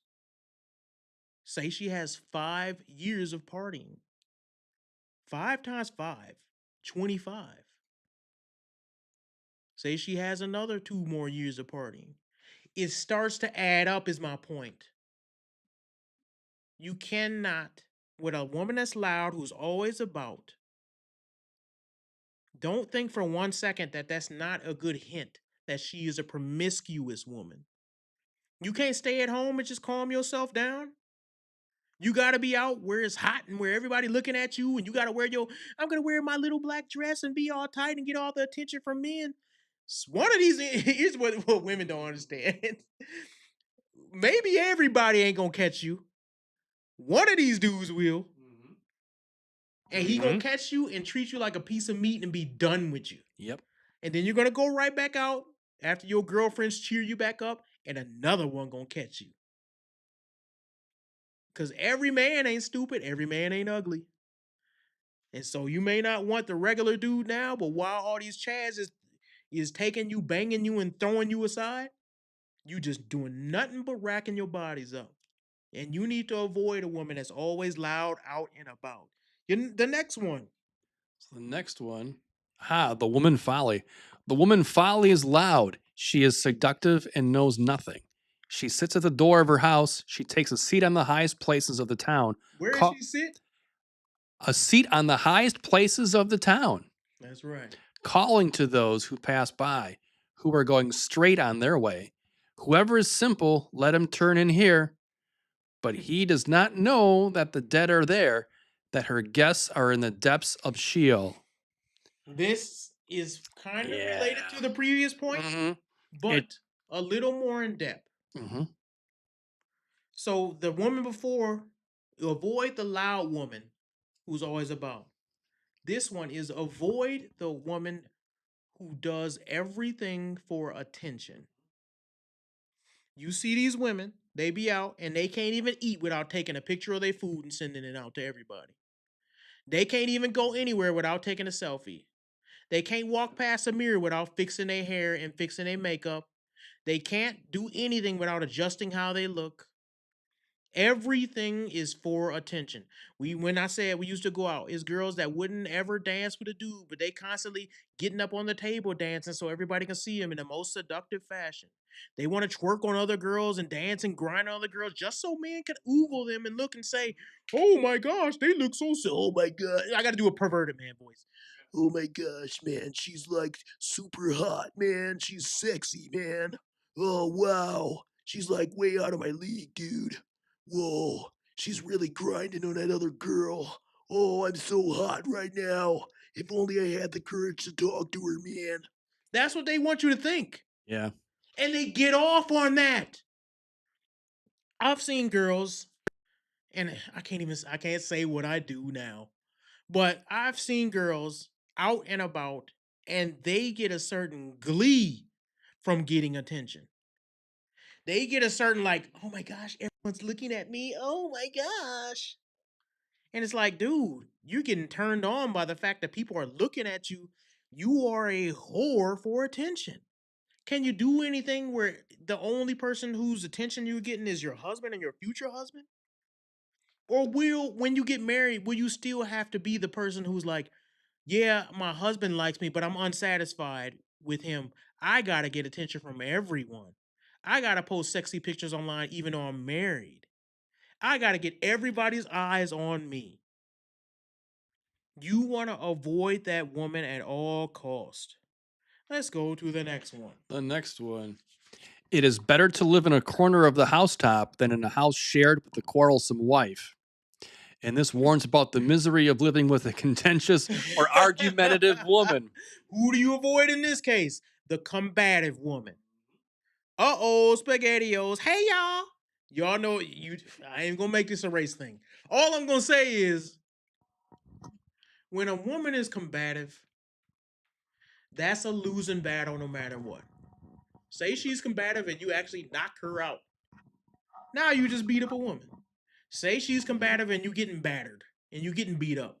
Now you just got beat up by a woman. There's no winning. It's no win.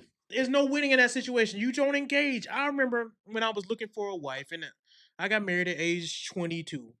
And so I always was like, my mindset, because I took the vow, my mindset was always, I'm only going to treat, and I'm not going to waste any time looking for a wife. I'm not going to waste any time by playing around with women, taking them on dates, stringing them along, doing anything like taking them home, because I didn't do any of that stuff. I was like, if I'm going to date, I'm going to date for marriage.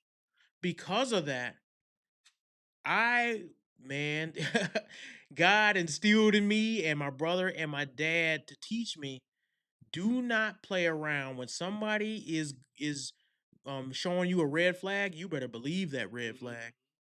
You better believe it. So if a girl, I had several girls that were interested in me. I'm not trying to act like I'm a player, but it just what it is what it is. It's just the truth. I had several girls who were interested in me at the time, but they were far too combative. Everything was an argument. They thought, and not even just like a knockout, drag out argument where we screaming and yelling, but an argument in sense even they thought arguing was cute. Where you would be like, hey, let's go over here. Why we gotta go there? But why? I want to go here. Just to be combative. Just to try to test you. Yes. That behavior, that attitude, when I saw it, women used to be so mad. When I saw it, I used to cut them off right then and there. Brian used to laugh at me because my brother Brian, he was on the show. We used to go out. I was a lot thinner back then and more in shape. But when we used to go out, he used to be like, man, Jack, you be cutting people off too quick. You be cutting girls off too quick. I didn't have time. If a girl showed combative nature, she was done. I was like, nah, nope, not interested. I'm not gonna play around with you and potentially be hooked to a combative woman all your life. A girl who wanna fight about everything? No, I'm not gonna debate with you. I am not gonna debate with you about the direction of our family and where we're gonna go. I will discuss. I'll even take your point of view and I'll take it in consideration and high consideration. My wife, I respect her. I think she's one of the wisest women on the planet. And I think that's why I married her. It was plenty of pretty girls. Being pretty is one thing, but I respect her opinion. But the other thing is that she's not combative. She doesn't come to me and just wants to argue for fun. She don't just come to me and try to get, like some of these girls will try to like do these tests where they want to break their man down and see if he's gonna say anything, or even worse, embarrass him in front of his friends. Disgusting behavior. Any girl who shows any minute sign of that, let her go with quickness. Don't engage. Don't think it's funny. Because some dudes be thinking, oh, it's cute. She just wants to banter. That ain't no banter. No. If it's something you're serious about, where it's like, yo, I'm trying to think of an example. But something like where you like, hey, can you please not call me on my name anymore? Because say she did and she didn't know. She calls you, you're so stupid. And you say, hey, please don't call me that. Why? You're being stupid. Done. I'm telling you, that's how quickly I will be done. Yep. See ya. Done. I'm dating you and I'm not married to you. And I just told you what it was and you want to go against me? Done. Find your own way home. I'm leaving. That's how quickly. And for those who think that's not Christian, like find your own way home, I do not accept disrespect. I certain things I just don't play around. If a girl was to say, after I ask you nicely, I'm gonna call you that anyway, you're done. I can't express it any better than that. Let's go to our next one. So we're looking at this next one, about a complaining and ungrateful woman. A continual dripping on a rainy day and a quarrelsome wife are alike. Proverbs 20. Oh, I'm sorry. Yeah. Let's go back to that one. Sorry about that. No, it's all good. Proverbs 21. Yeah, there we go. It is better to live in a desert land than with a quarrelsome and fretful woman. What does fretful mean? Oh man, always worried.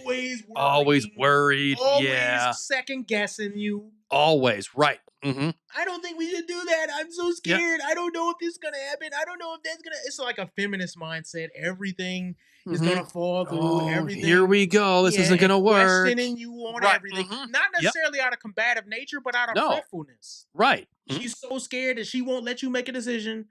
I know you said we were gonna do this, but I don't really want to because I'm scared that this is gonna happen. Shut up. I'm the man. I will make the decision. I'll take care of you. Be quiet. I don't need you question everything out of fear.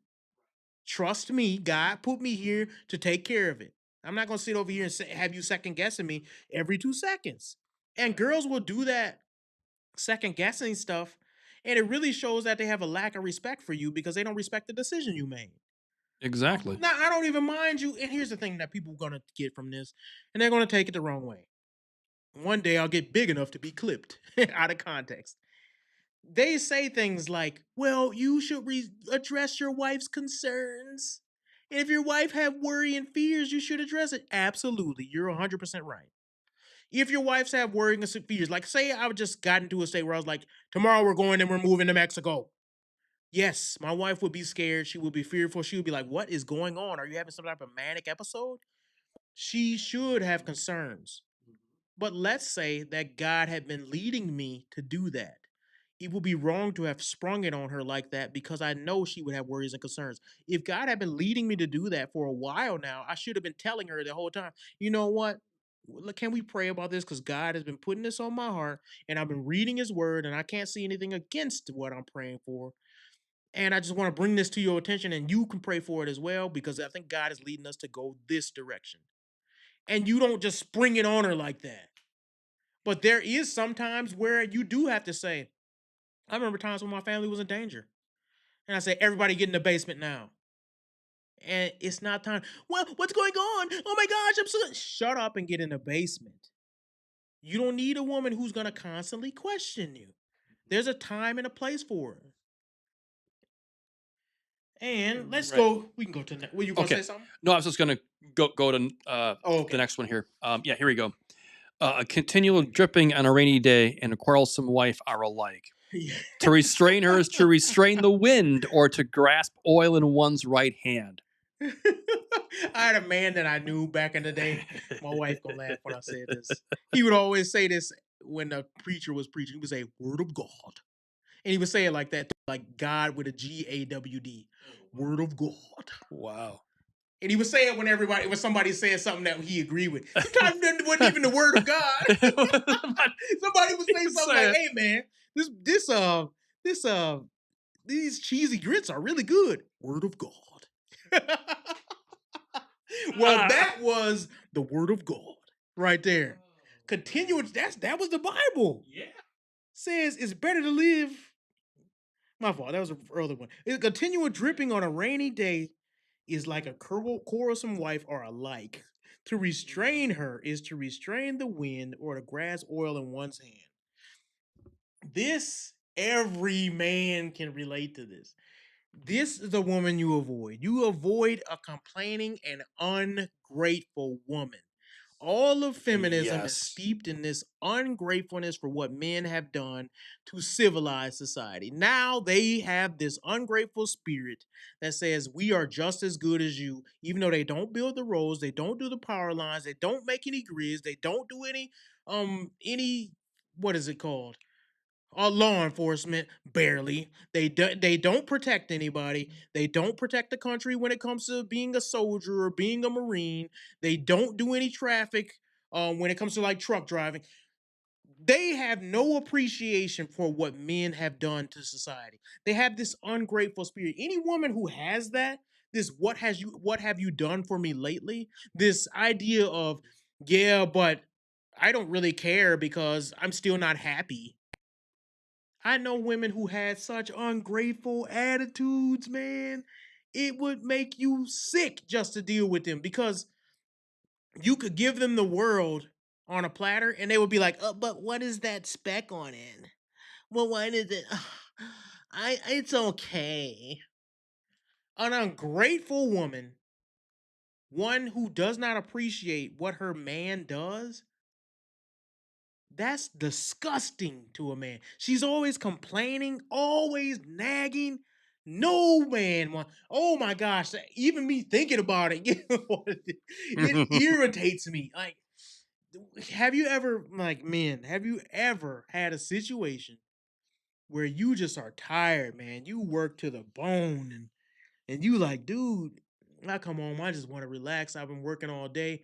Super stressful things happen at work and you come home and you get that and this is wrong and that is wrong and this is wrong and that is and this is wrong and that is wrong and this is wrong and you like, oh,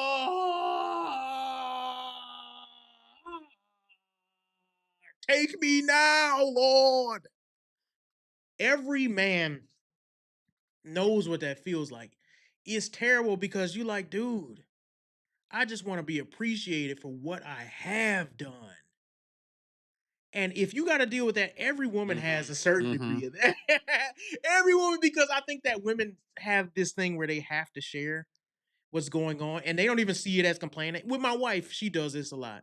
And I don't think it's necessarily her doing anything evil. I think that sometimes she's just telling me things for the good of the family, to be honest. She'll be telling me, hey, this is broke over here, and then we got this we got to take care of. And she's telling me a lot of things so that she won't forget, and so that I'll be understanding of, hey, we got to get these type of things done.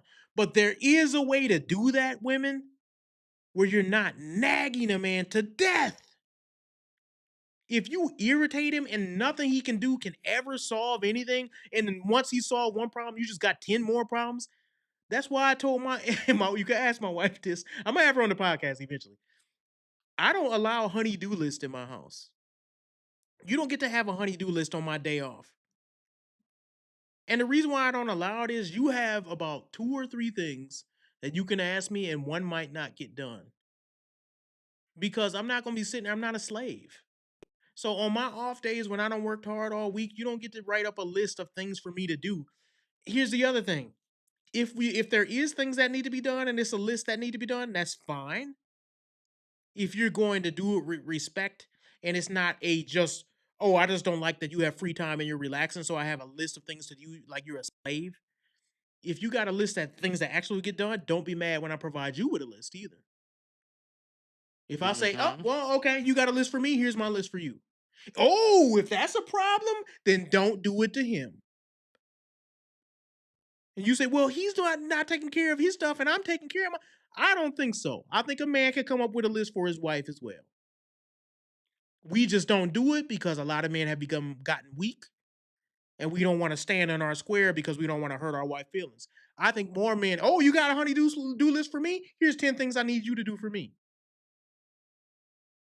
Oh, if she got an attitude with that, and then tell her, and that's how I feel when I come home from work, when I want to relax. Oh, you don't want to do all those things, or you might not get all those things done? That's fine. You got about 3 more hours. I'm sure you can squeeze it in. Don't treat me like a slave, and don't have a complaining spirit. A woman with a complaining spirit. Ecclesiastes 7. Do we have that one? There we go. Here it is. And I find something more bitter than death. The woman whose heart is snares and nets, and whose hands are fetters. He who pleases God escapes her, but the sinner is taken by her. Oh, yeah. This is. I thought about this because I love Solomon and his writing, and I was thinking, what is comparing a woman to something, and all these things have something in common. It's a snare, it's a net, it's a trap. A woman who's constantly trying to get you in a negative spot to take advantage of you, to get something from you. Avoid that woman. This is why I would never date a woman who comes from like this rich, prissy a family that puts her in pageants where she's gotten everything she could possibly want, where she has this rich CEO father who bought her a Ferrari at age 16, and now she thinks that that's your job. No. Avoid that woman at all costs. Some people call them gold diggers, but I'll put it like this. You should provide for a woman, and a woman that's looking for provisions is not necessarily wrong because that's a man's job. But it comes to a point where if all she's looking at you is a wallet, you need to run.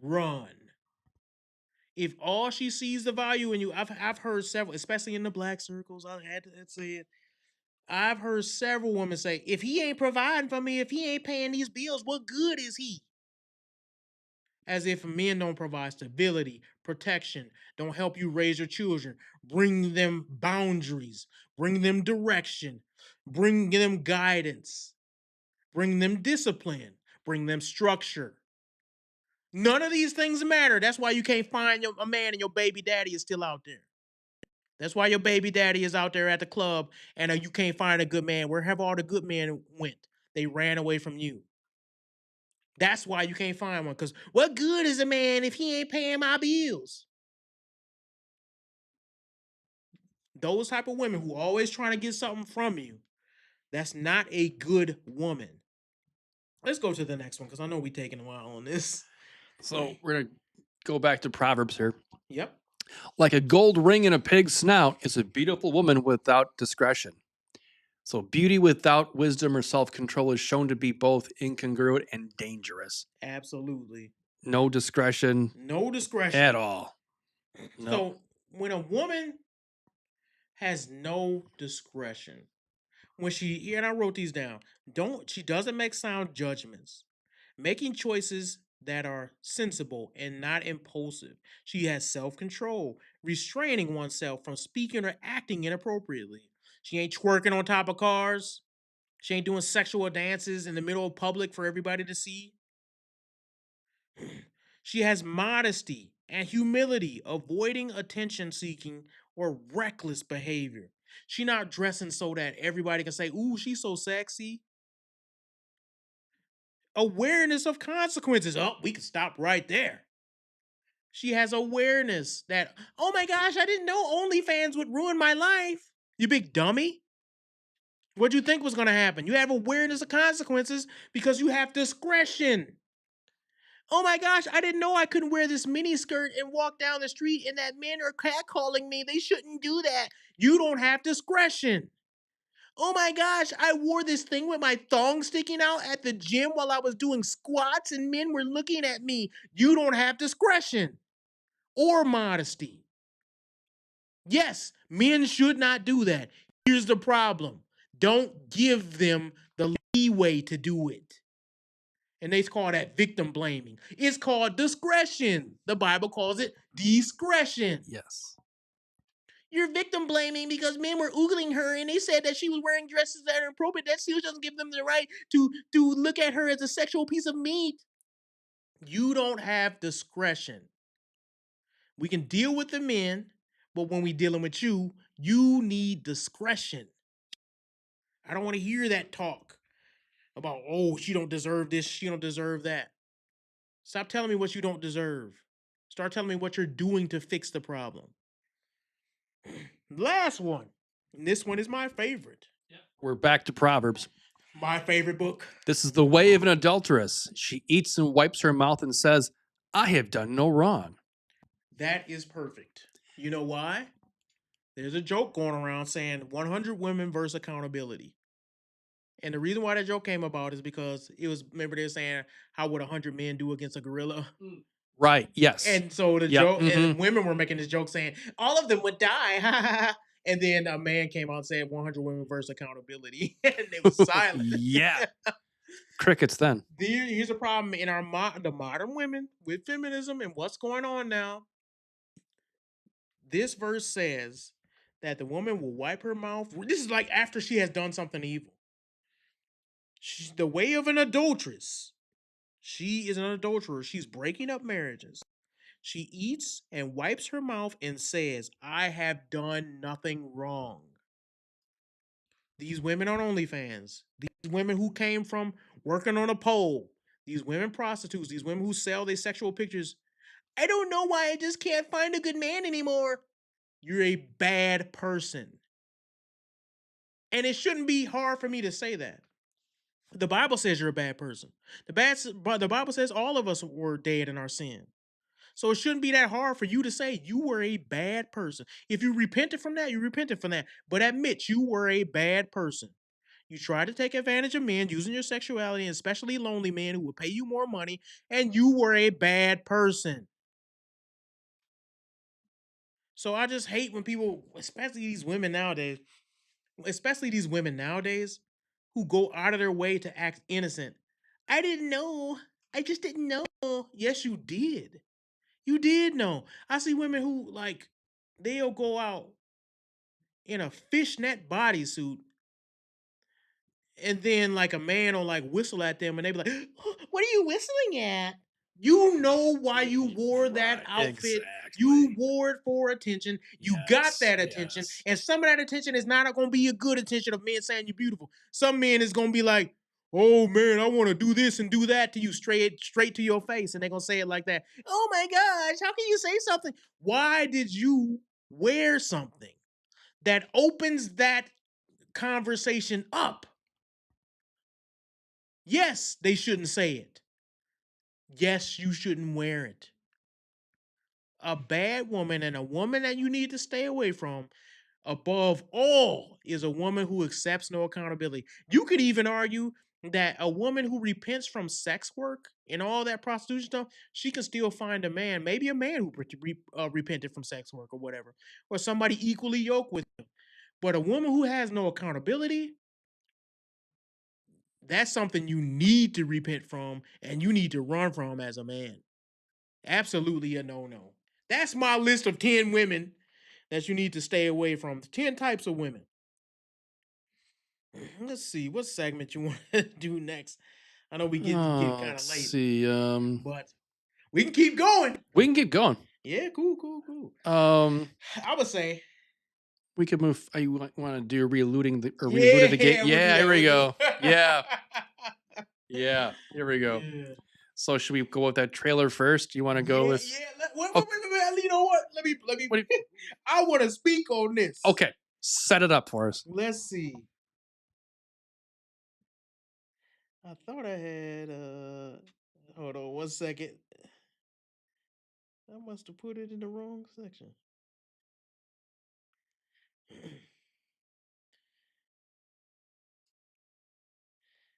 Well, here,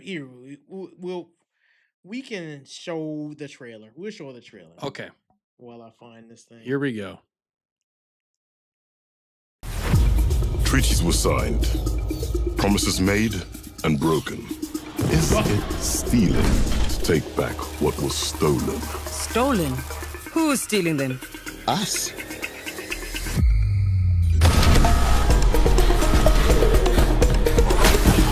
It's time to get out of there. Let me introduce a friend of mine.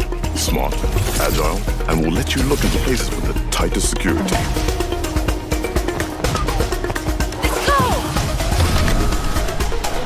I could probably bench press every one of them. The locksmith strikes again. Hold on. Listen, are you having second thoughts? Nope. Just hoping you won't get me killed. Yeah.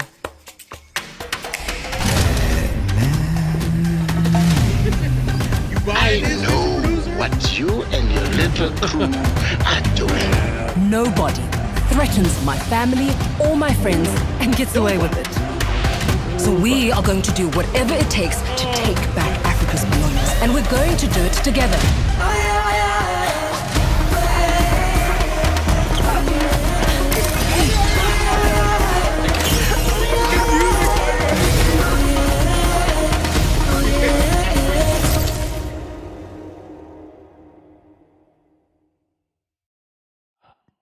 Wow. Yeah, right. Mm-hmm. Right. Mm-hmm.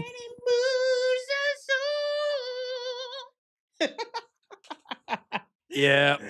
Yeah. This is a woke video game. A woke video game. You would think that they were trying to come up with a cool name for this video game because it's obviously super woke.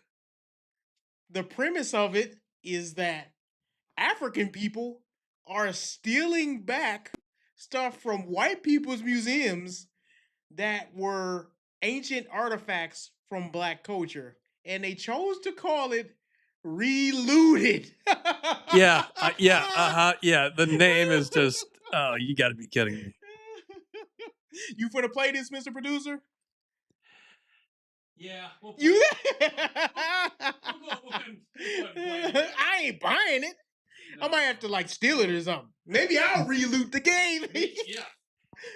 You buy it and I'll just reload it. Yeah. Yeah. I'll loot it. Yeah. And then we'll play it. And if then I can find then we'll somewhere play to it. steal it, then we'll play it. Because I mean, stealing is not wrong anymore. According to the game, no. As long as somebody stole it Right. first. You know. I mean, I guess looted just sounds better than stealing, I guess. But I mean, it's not just looted, relooted. relooted. Relooted. First you loot, then you reloot. I'm suited and looted. So here's the thing, man. It's just so tone deaf to me that they would come out with a game like that and think white people made this game, by the way. Oh, White good. liberals Oh, have good made this grief. game and they thought it was the coolest thing ever when they came up with this idea. Good grief. And they were like, let's make a game about black folk. Black folk doing what they do best. Stealing stuff. Let's make a game about black people doing what black folk know how to do better than everything they do. Steal stuff. So the game is about you running through, you break through a window. Breaking into things and places. Right, and taking stuff. And you just snatch stuff while you go. Like, you get up in and you get up out of there. By the end of the game, everybody will get a designated felony. Like, how is this a real game? How? Somebody. Here's the thing that really bothers me. Some white people, you know they did, and this is as much as I'll make fun of black folk and the looting and stuff, white people have got around a table. They sat there with their suit and their ties and their tea and crumpets or whatever white people eat. And they said, let's come up with a great idea for these Negroes to play a video game. And they said, you know what? They're really good at basketball. Nah, we got too many basketball games. They like to shoot stuff. No, we got too many first-person shooters. We need to think of something more original, more like, something that'll get the motions going. What have they been doing lately? What have they been doing lately? What have they been doing? Let's check the news and see what they're good at. Let's see what new skills they've acquired. Our research department shows us that HR department and our research department came together and they decided, and loss prevention actually had loss prevention came to the next meeting and they said, we should make a game about looting. And they came together and they decided this is going to be the game for black folk. Someone thought this was a good idea. They thought it was great. In fact, I had some notes, but I don't know where I put them, but I remember it. And some of the quotes were the gist of, this is breaking racial boundaries. It's breaking something, all right. It's called breaking and entering. Yeah. They were breaking and entering the boundaries, apparently. What in the world are these people thinking, man? And so they're trying to, and then here's the other thing. They couldn't it's not just enough to be woke. They gotta be wokety woke. They put the trans woman in there. Yeah. I could bench press you all. Yeah. I got this. That's what, and they put the trans dude in there. The big woman with breast and still got pectoral muscles. Mm-hmm. And that's one of their main characters, this big buff woman. Yep. And then they got the little weak dude who's second guessing the mission, and the main character has to be a woman. It has to be, right? It can't be no man. And just to think that they put this together and somebody greenlit this and they think it's gonna sell. And imagine being someone who's a play tester on this thing. Yeah. What are you thinking as you're playing it? You better not disagree with it. You better not say nothing wrong. Right. Oh, this game is the best I've ever played. It's amazing. Wow. The cultural boundaries shattered. Everything is great. You see the way they loot it is so realistic. Man, look at the high-tech AI. AI must get the way they grab things as they run. That's really cool, man. It's like real life because I was there. Like, what could you possibly think? I don't know, man. I don't got much to say on this. I think I had some. We've got a couple images here. Yeah, go ahead. You can. Yeah. So Relooted is a high-tech heist. Oh, so they use this word heist. Heist. They don't use steal, they use the word heist. Oh. About reclaiming African artifacts from Western collections, which are said to hold 90% of sub-Saharan African cultural heritage. Oh my goodness, man. They tried to make it so like, look, you should be on these guys' side. You should really Right. agree. Well, and I'm looking at this picture, and there's like this robot guy, this little. You need a robot hand to loot? Yeah, and that strong lady, she's the one who's holding something up. She's holding up the roof or something. I don't know. I'm gonna go on to the next one here. Oh, here we go. Oh, here's Talks some about points. so what woke message does this game push? And so, based on earlier reporting and community reactions, it's anti-colonial reclamation. The core narrative asserts that Western nations still hold 90% of sub-Saharan African heritage and positions reclaiming these artifacts as morally justified. So they tried to make this historically accurate. And that- white people have stolen artifacts, so Right. therefore it's cool that we make a game like this. It also talks about cultural representation and identity. It highlights authentic, diverse African accents, characters, and real-world artifacts celebrating underrepresented histories. So cool that these underrepresented people are being represented by a game about stealing. Yeah. I can't wait to play it. Oh, it gets I better. almost wonder if we should stream it live. A very special righteous edge. Yeah. Social justice framing is the next one. The concept of looting for restitution reframes theft as morally acceptable if correcting past wrongs. Critics describe this as a form of woke political messaging. Well, yeah, it's political. Yeah, it's political messaging. Oh my gosh! How in the world could anybody see that stealing as being wrong? You're reframing theft as, oh, sure, it's fine. Don't you know black people built everything that is? And then number 4 here is narrative-driven activism. Some critics accuse the game of using activism as gameplay, calling it a politically charged theft simulator. Theft simulator! Theft simulator. Or justified theft under a DEI Marxist lens, and online discourse reflects polarized views. I think they got a spinoff called "Resisting the Police" Part 2. Part 2. It's like an add-on game pack to this. Yeah, it's a DLC. It's a DLC. Some applaud the framing as necessary. Others dismiss it as wokeism in games. Yeah, it's publishing some messages there for sure. Definitely. Definitely. A woke game. No dispute about Oh, that. no doubt about that. But it's just like, I'm wondering what I always wonder when I see stuff like this is, where's the funding behind it coming from? Right. That's where you have to take. Maybe we'll get something here because there are 2 views here. Voices from the internet. One supportive view says it's taking back what's yours isn't stealing. The original act of plundering is way worse. Oh, wow! Justify. Conquering a nation is just as evil as people going and taking other people's property. Right. The original act is worse than. Yes, you can always go back long enough to where you're not the Right. most wrong. Right.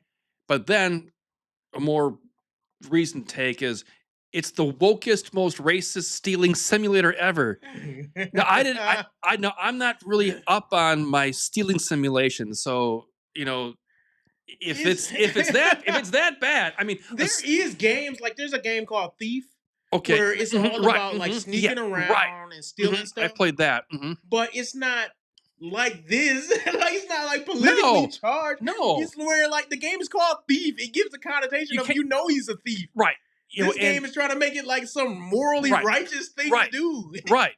It's like if you took Tomb Raider and mashed it up with Grand Theft Auto, I think that this is kind of what you would get. It's like, I mean, it's a running game where you like constantly run. Yeah, like, right. Kind of like what is that game that they play on the phone? Like I forgot what it's called, but it's like Temple Run. Yes. It's kind of like that, but in a side-scrolling manner. Right.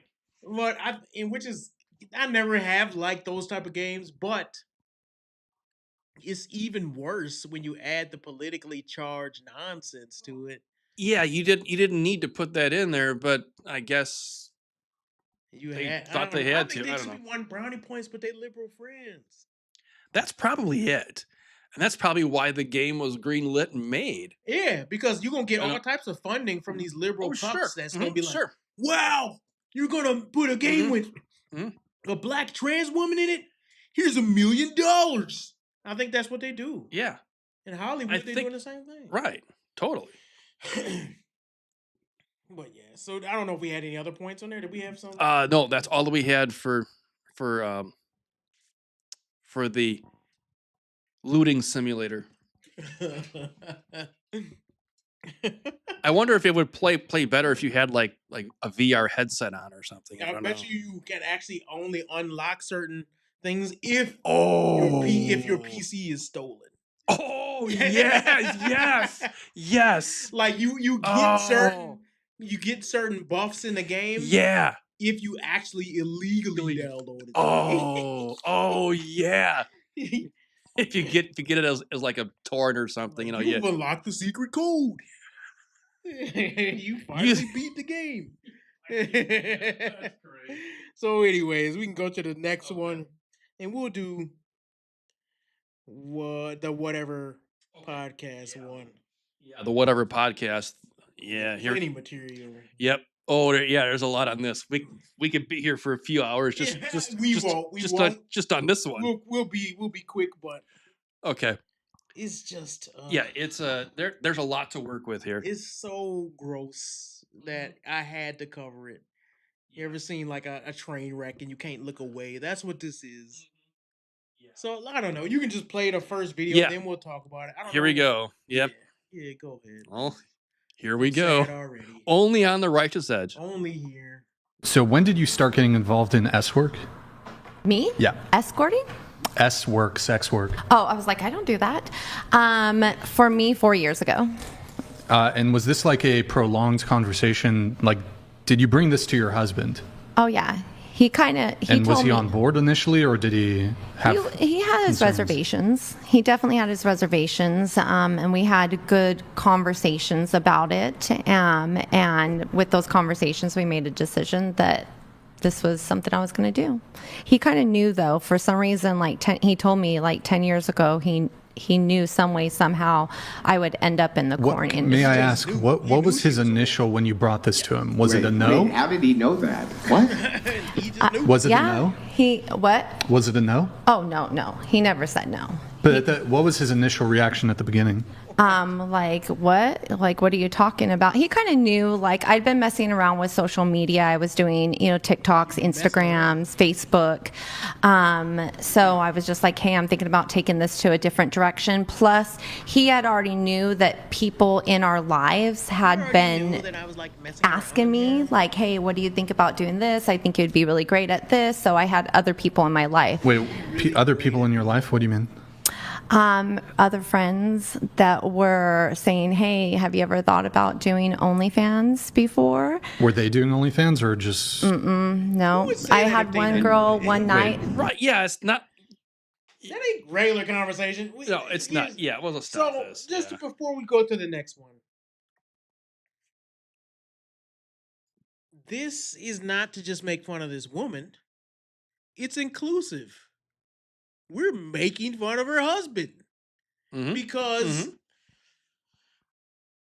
why and what and how would a man ever be accepting of behavior like this?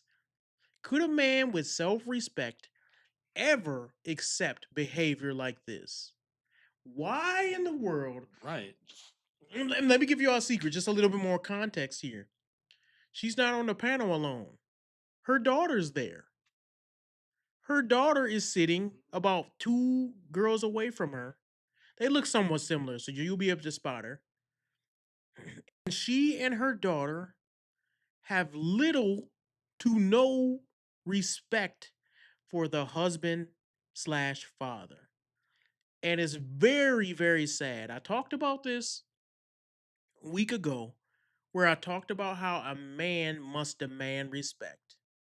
And when a woman does not respect you, she treats you like this. This woman has no respect. No respect. To come on a public platform, one of the biggest podcasts with multiple women that is on the internet today, and talk about how she freely talked her husband into, well, we're going to get into it. Let's play the next one. Because I'm not gonna give her. Okay, I'm and gonna let her remind me, say what was his initial response? Well, he was just kind of like I said, he already kind of knew it was being planted in my life, so he But that wasn't was against 10, it. you said 10 years ago when you brought it up to him recently. He knew that in that, You know what? how do you say that? In that current time, he knew that people. If you can. This is the thing that I've noticed about women when they're doing something wrong, especially women like this, like loose women or women of the night or women of ill repute, however you want to call it. Those types of women, when you ask them about a certain scenario, especially if it makes them look bad, they're very vague and they get confused very easily and they can never break down what they're talking about. Did he, yes or no, was he in agreement with you doing A, B, or C? They can never answer yes or no. They have to be very vague because they know what they're doing is wrong. They know they talked this weak man into it. They know they pushed him to do something he didn't want to do. And they just can't come out and say, yes, I was pushing him to do stuff that I wanted to do because I was a 304. They can't say it. Go ahead, you can play it. People in our lives were talking to me about doing it, right? So let's say within a 6-month period of time, he knew that other people were asking me. He knew that the seed was planted in my head. So we had conversations about it, but did he like it or not? So, but okay, that initial conversation, was he on board? Where was he? He wasn't against it at all. He was just kind of like, okay, yes like, or how's no. it going to work? How does this operate? What are you going to be doing? And it was multiple conversations. It just wasn't one conversation. Was there any sense from you that you sensed he didn't want you to do it? He has no I mean, like, of course there was reservations and conversations that had to happen in communication between me and him, but he never once was like, no, you can't do this. I don't want you doing this. That leads me to my next question. Mm-hmm. He and here's the thing, and a wicked woman like this will look at a weak man and say, he didn't exactly say no. He was vague. I didn't know. He didn't really disagree. That's what they do. Yeah. And this why, as a man, you cannot play. The first sign of somebody doing something stupid like that is a sign for you to let them go. If she's already talking to you about opening up a marriage, then she's already cheating. I'm just gonna tell you straight up.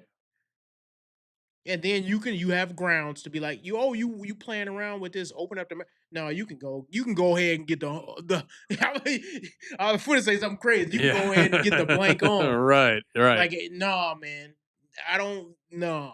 So the thing about it is, it shows even that the fact that she brought this up to him shows a lack of respect. Because you would never bring that up to a man where you knew the consequences would be dire. If he just said, he looked at you crazy and said, oh, okay, have fun with that, and packed up all his stuff and got up out of there, you never see him again, you wouldn't think to bring that up. It's a reason. And let's continue on in the next video, because it just goes to show you the depths of disrespect they have for this man.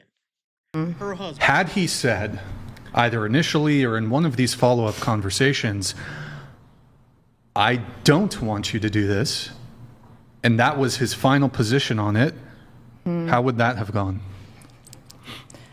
I'm going to be honest. I don't think it would have went over very well with me.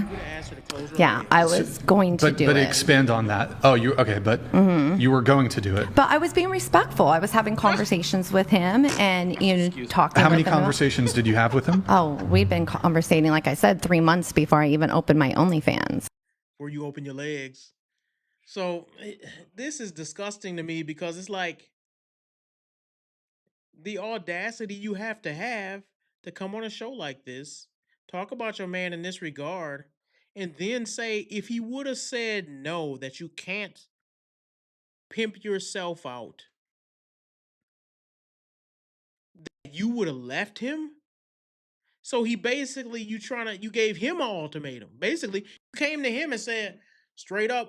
Listen, I'm about to slut myself out on the internet, and if you don't like it, you can pack your bags and get up out of here. And you know what? I'm gonna say this, and a lot of men ain't gonna like it. That's his fault. That's his fault for putting up with a wicked woman like that. For even thinking to marry a woman of such ill repute, of such low character, with no values, a woman of the night, a 304, a slut monkey, swamp donkey, monkey mouth woman, who's not really that attractive to begin with. She's not attractive to be warranting that type of behavior. You could see if some girl was so fine that she could get away with a lot of stuff and manipulate a lot of men. She ain't even all that.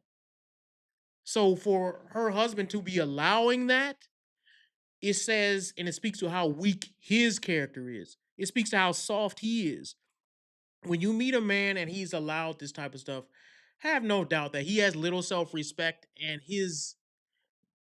I hate to use the word mental health. His mental health is in a drain, because you can't respect yourself and let your most prized possession, your woman, go get smutted out on the internet and by other men. By other men. She's filming herself getting banged out by other men, and he's at home saying, "How was work, dear?" Like, the disrespect. Yeah. I can't respect it. If I saw him, I don't care if dude was 6'5" and 350 pounds. He's still a little baby girl to me. A baby girl. Because I would feel sorry for him. I'd be like, dude, you just not a man to me. I can't respect you. You let your girl walk all over you like this? And you mad at me for saying what I'm saying? I can say whatever to you. She done did whatever to you.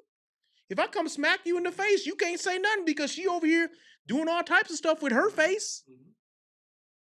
You ain't got nothing to say to me. It ain't nothing you can say. Even if you did beat me up, I'd be like, well, somebody else beating up your girl. Well, why you fighting me? And she loving it. What you gonna say? This is what's disgusting about these people, man. And they both bad. I'm not just bashing him for being weak. I'm bashing her for being a jerk. To get with a man and disrespect him to that degree, unacceptable. We can play the next one.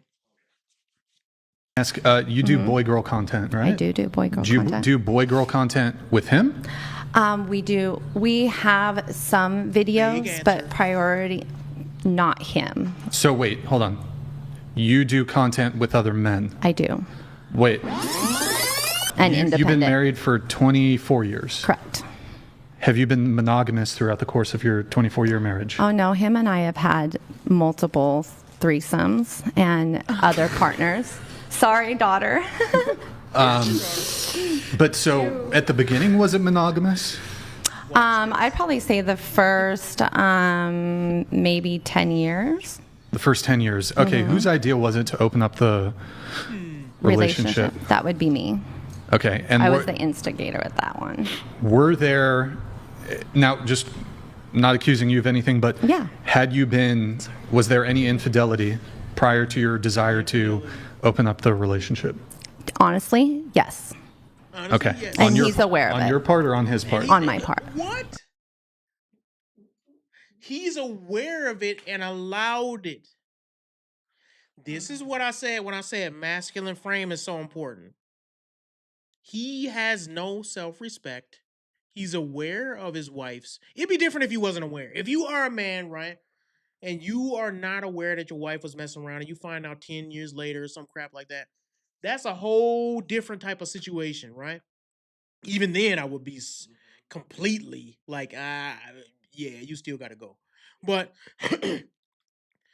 those situations can get messy. But what I'm talking about is this man knew that she was unfaithful and continued on with this woman. He has no self-respect, and that's why he can't lead his family. And that's why, like, if he was to say, "Hey, honey, I got this job here in Idaho, and it's gonna pay me $300,000 a year. We're gonna have to move by next week," she wouldn't listen to a word he had to say. Nope. She don't respect him. It's not about the money. It's about respect. He has no masculine frame.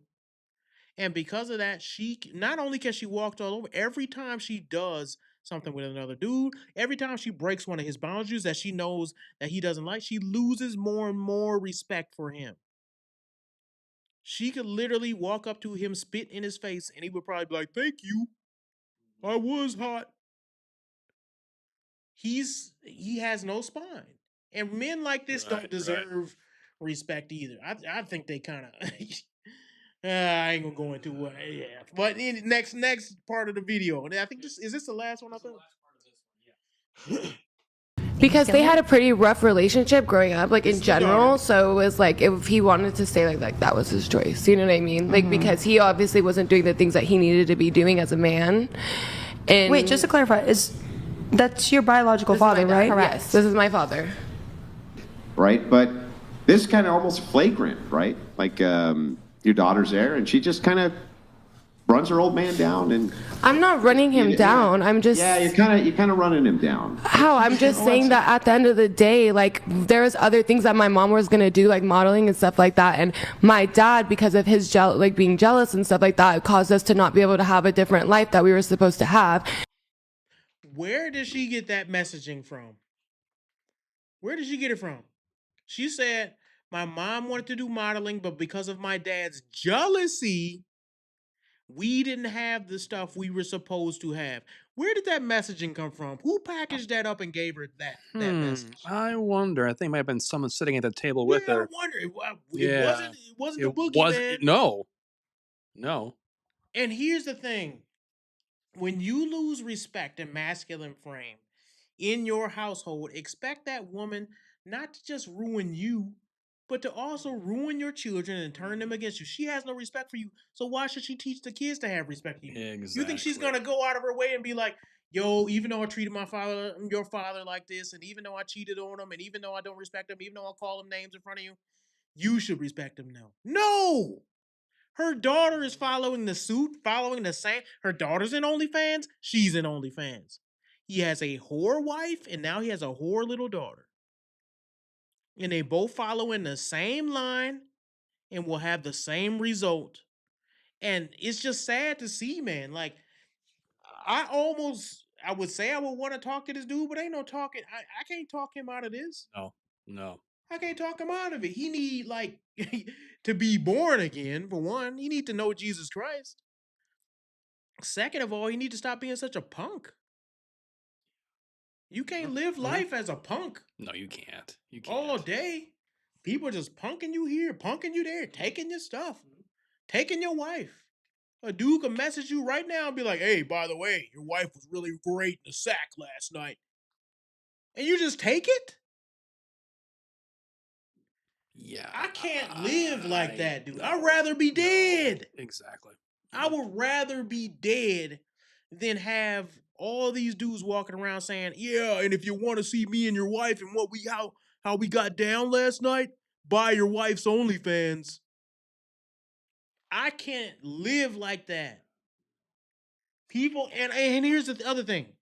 People say, well, some people can't. No, you can't. You have to have such little self-respect and such little regard for yourself that you just don't see your own self as a human being. You see yourself as a piece of trash or whatever, but he's going through it right now, man. I know he is. He can't be at home and just like, and some people will say, everybody doesn't think like you. Yes, he does. He's still a man.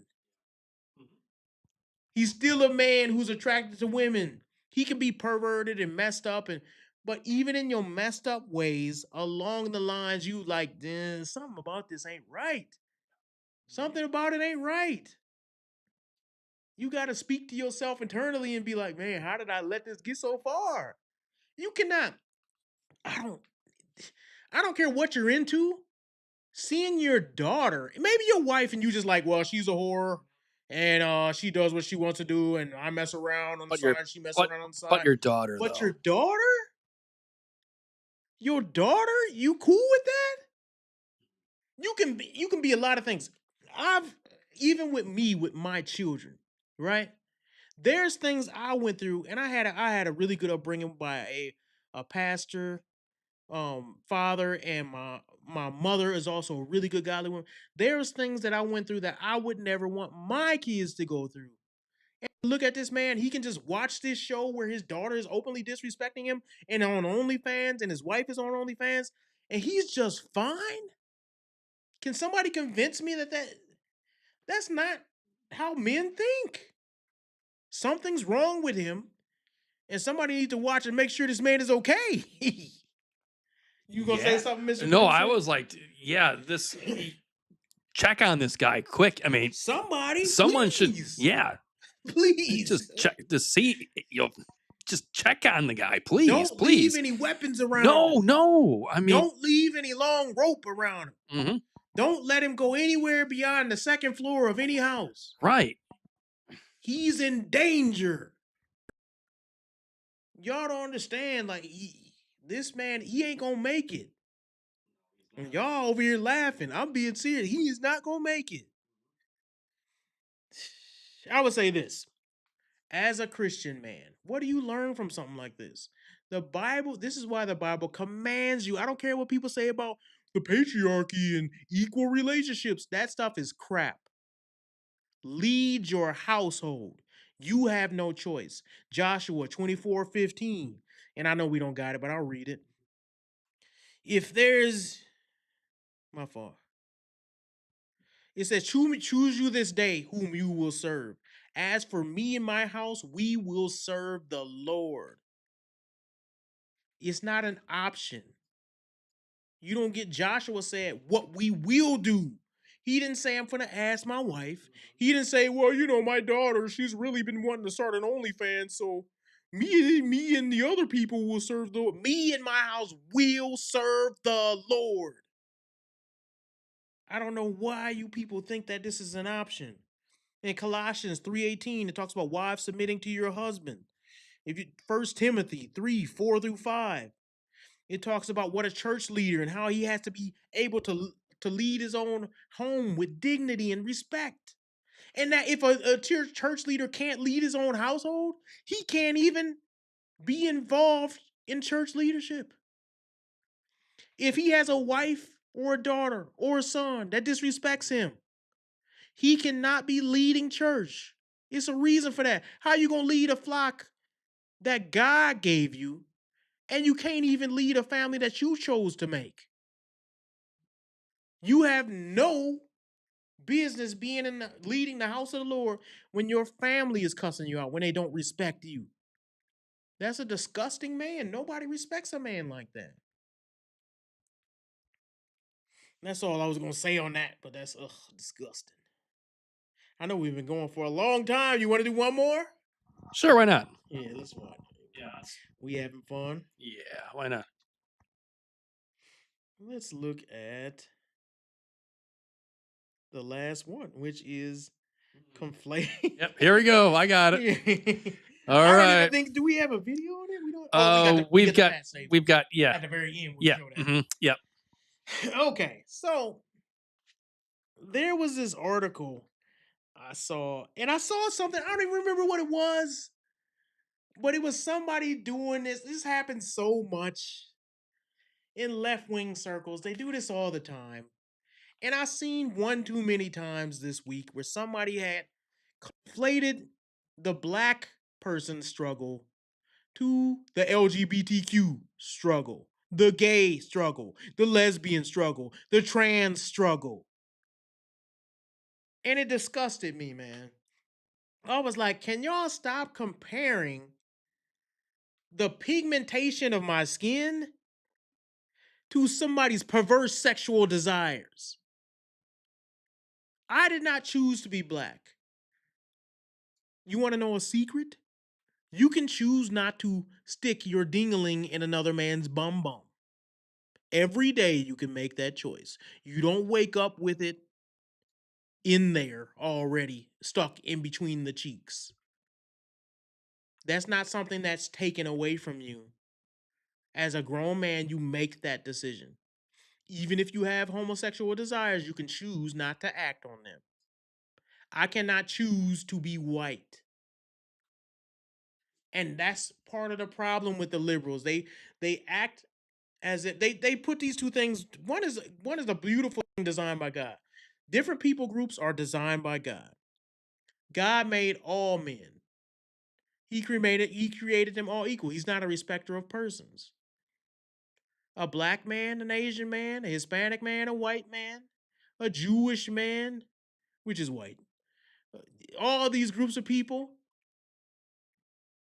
they're all the same in God's eyes when it comes up to were they made in the image of God.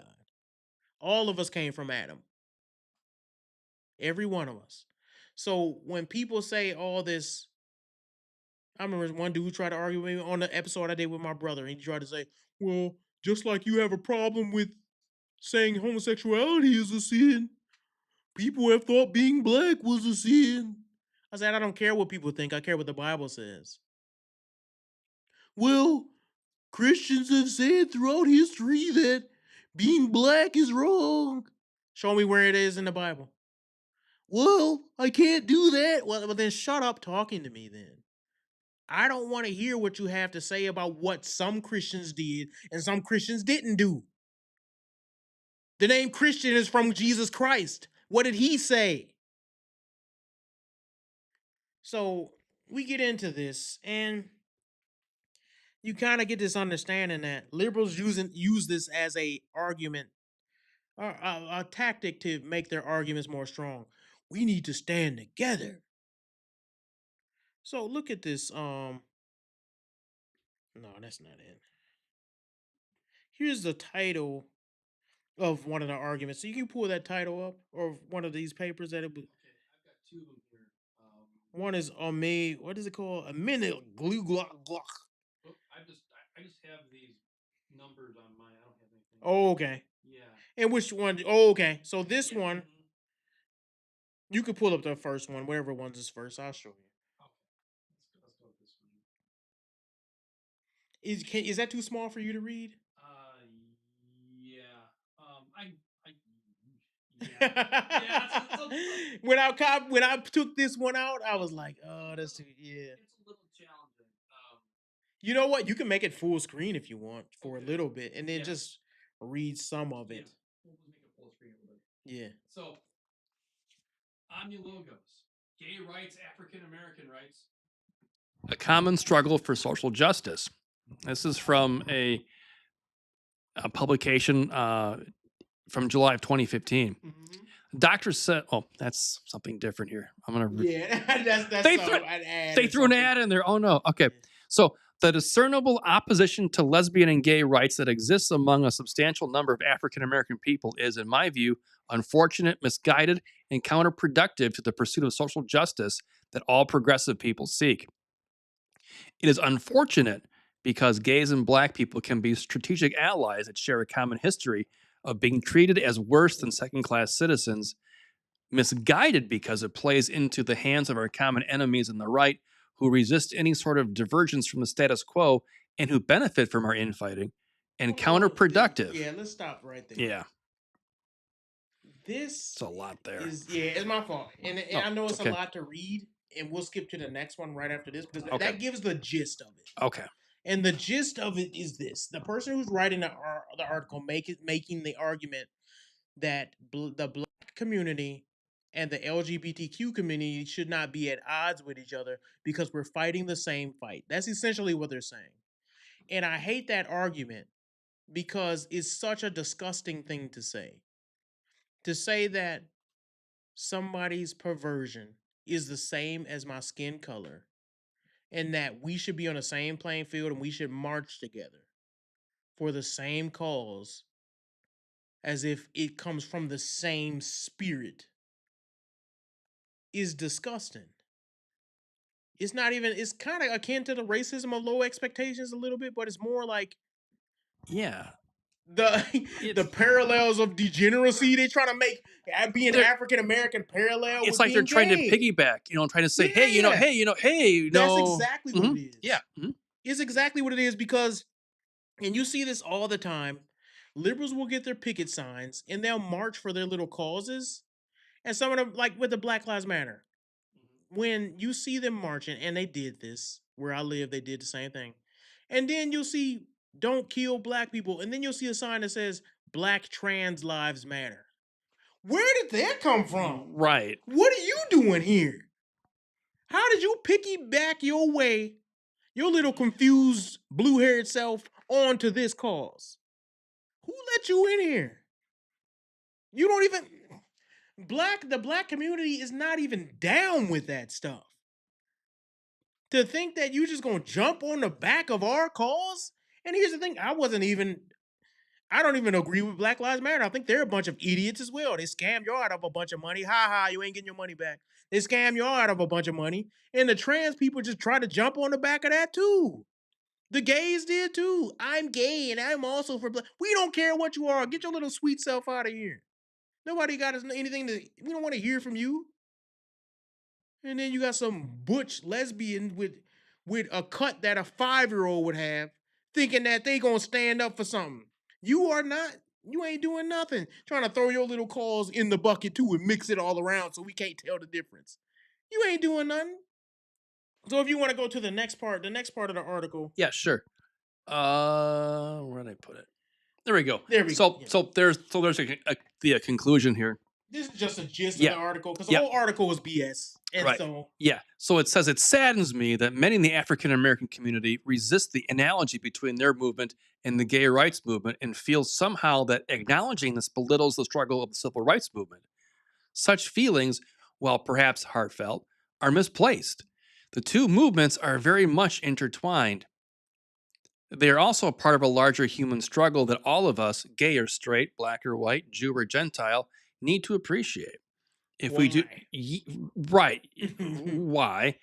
If we do not make common cause for justice, our opponents will be successful in perpetuating injustice. According to Bell Hooks, is a false notion that any one of us must choose between solidarity with one's ethnic group and those who share sexual preferences, irrespective of class and ethnic differences in political perspective. They love solidarity. They love that. Yeah. Black liberation and gay liberation are both undermined when these divisions are promoted and encouraged. Both gay and straight must work to resist the politics as experienced in sexism and racism that lead people to think that supporting one liberation struggle diminishes one's support for another or stands one. Yep. Good grief. I can't even finish that. Here's the thing. You got the gist of it. Yeah. They want to try their hardest to convince you that if you support one, you must support the other. So if you support black people having any rights, you have to be for gay rights. If you support black people doing anything that the civil rights movement was all about, then you must. You just have to support a man dressing as a woman and dancing in front of kids. You have to. There's no difference. Don't you understand there's no difference between waking up black and waking up as a man, putting makeup on, getting my hair done, putting on a dress, and doing sexualized dances in front of children? Can't you see that there's no difference? There's absolutely no difference here whatsoever. And if you don't see it, you're a bigot and you're not standing in solidarity with trans people. Because being gay and trans and having sex with other men or women scissoring each other, that's the same as being black. Exact same thing. Put pictures of them next to each other, being black. Two men kissing each other. Can't tell the difference. I don't even know which one is which. That's what they want you to think. It should offend you. When people compare my existence, people always say, you don't want to think trans people exist. This is what I do think exists. I think being black, being from Africa, being of African descent, African American, whatever you want to call it, don't compare the fact that I am who I am, born that way, made there by God, to a sin that's your sexual perversion. Don't try to fool people with that crap. They disgust me. Here's the thing, man. If you struggling with that sin, I actually feel for you. I'm not mad at you. I don't hate you. If you struggle, I actually have some friends who struggle with that. But don't compare the sin of that the fact that you struggle with a sin to the fact that I was born black and being black is a blessing from God. Homosexuality is not. It's an abomination. So when people talk about this stuff like they really know what they talking about, you don't know, man, and it's so offensive, man, to compare. If you believe the Bible as a Christian and you're a black person, you cannot believe this stuff, man. It's saying it's basically saying equating you to satanic practices. You can't allow it. Let me point out one last thing. There was a rapper and he passed away. His name is Pat Stay. He was one of the best not freestyle, but battle rappers. He's from Nova Scotia. In Canada. He was a really good battle rapper. And he ended up battling a trans person. I don't know if he did it for publicity or what. But he had some stuff he said in this round that I was like, man, he's saying some truth. So can we play that, Mr. Producer? Or dudes. The suicide rate amongst transgenders is higher than Jewish prisoners under German law during World War II. An interesting concept. What the fuck? An interesting concept. So is it real or is it a complex? And does the government really care all of a sudden, or is it some twisted political project? Either way, he, she, or they, can we just say, I feel like everybody's just being gay. like, did you just assume my gender? Bunch of weird nonsense. Can't even play a game of Guess Who with a clear conscience. Hey, real talk. Damn. Listen. That's how you do it. That's how you do it. I accept you. And if you prefer she, that's how I'll address you. I obviously didn't mean all of that shit. You know deep down I respect you. Thanks. But I do have one problem with y'all that we about to get to. It's the over-exaggeration with how we marginalize and oppress you. See, look, the civil rights and trans rights right now is their main topic. Comparing black struggles to trans struggles in the same context. Preposterous. People of any color, it's straight nonsense. There's no trans reservations or fucking gay projects. When black people was told you can't drink out of a fountain, when black people was told to sit on the back of a bus, when black people was told you cannot live here because white people live there, where was trans people at? They wasn't there. So don't compare their struggle to ours. And the thing about it is, I'm not even with all this blackity black. I'm blackity black and I'm black, y'all. I'm not even with all that. The nonsense of, oh, we've been held down and we've been oppressed. That's not even my message. But when you try to compare, you can't ignore history either. We were brought here as slaves. Many of my ancestors died throughout that. 200 years of just straight up being bullied, being mistreated. You know, not having freedom, not having education, not even being able to eat what other people ate.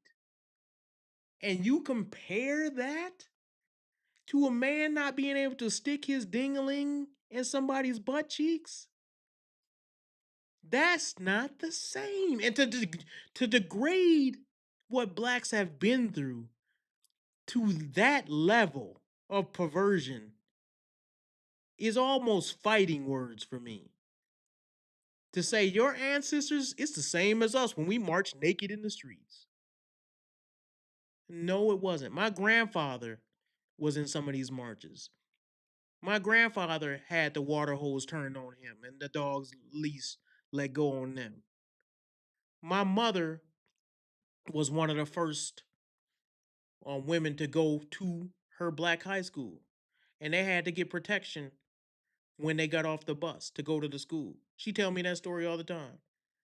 My grandmother actually gave her weapons to protect herself, like little chains and sticks and stuff that they put in their purse when they was getting jumped by white kids.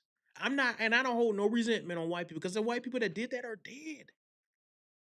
They didn't do that to me. They did that to them. And I think people have learned from that for the most part. Yes, there's still racism. Just go on X, you'll see it. Yes, there's still racism. But to compare that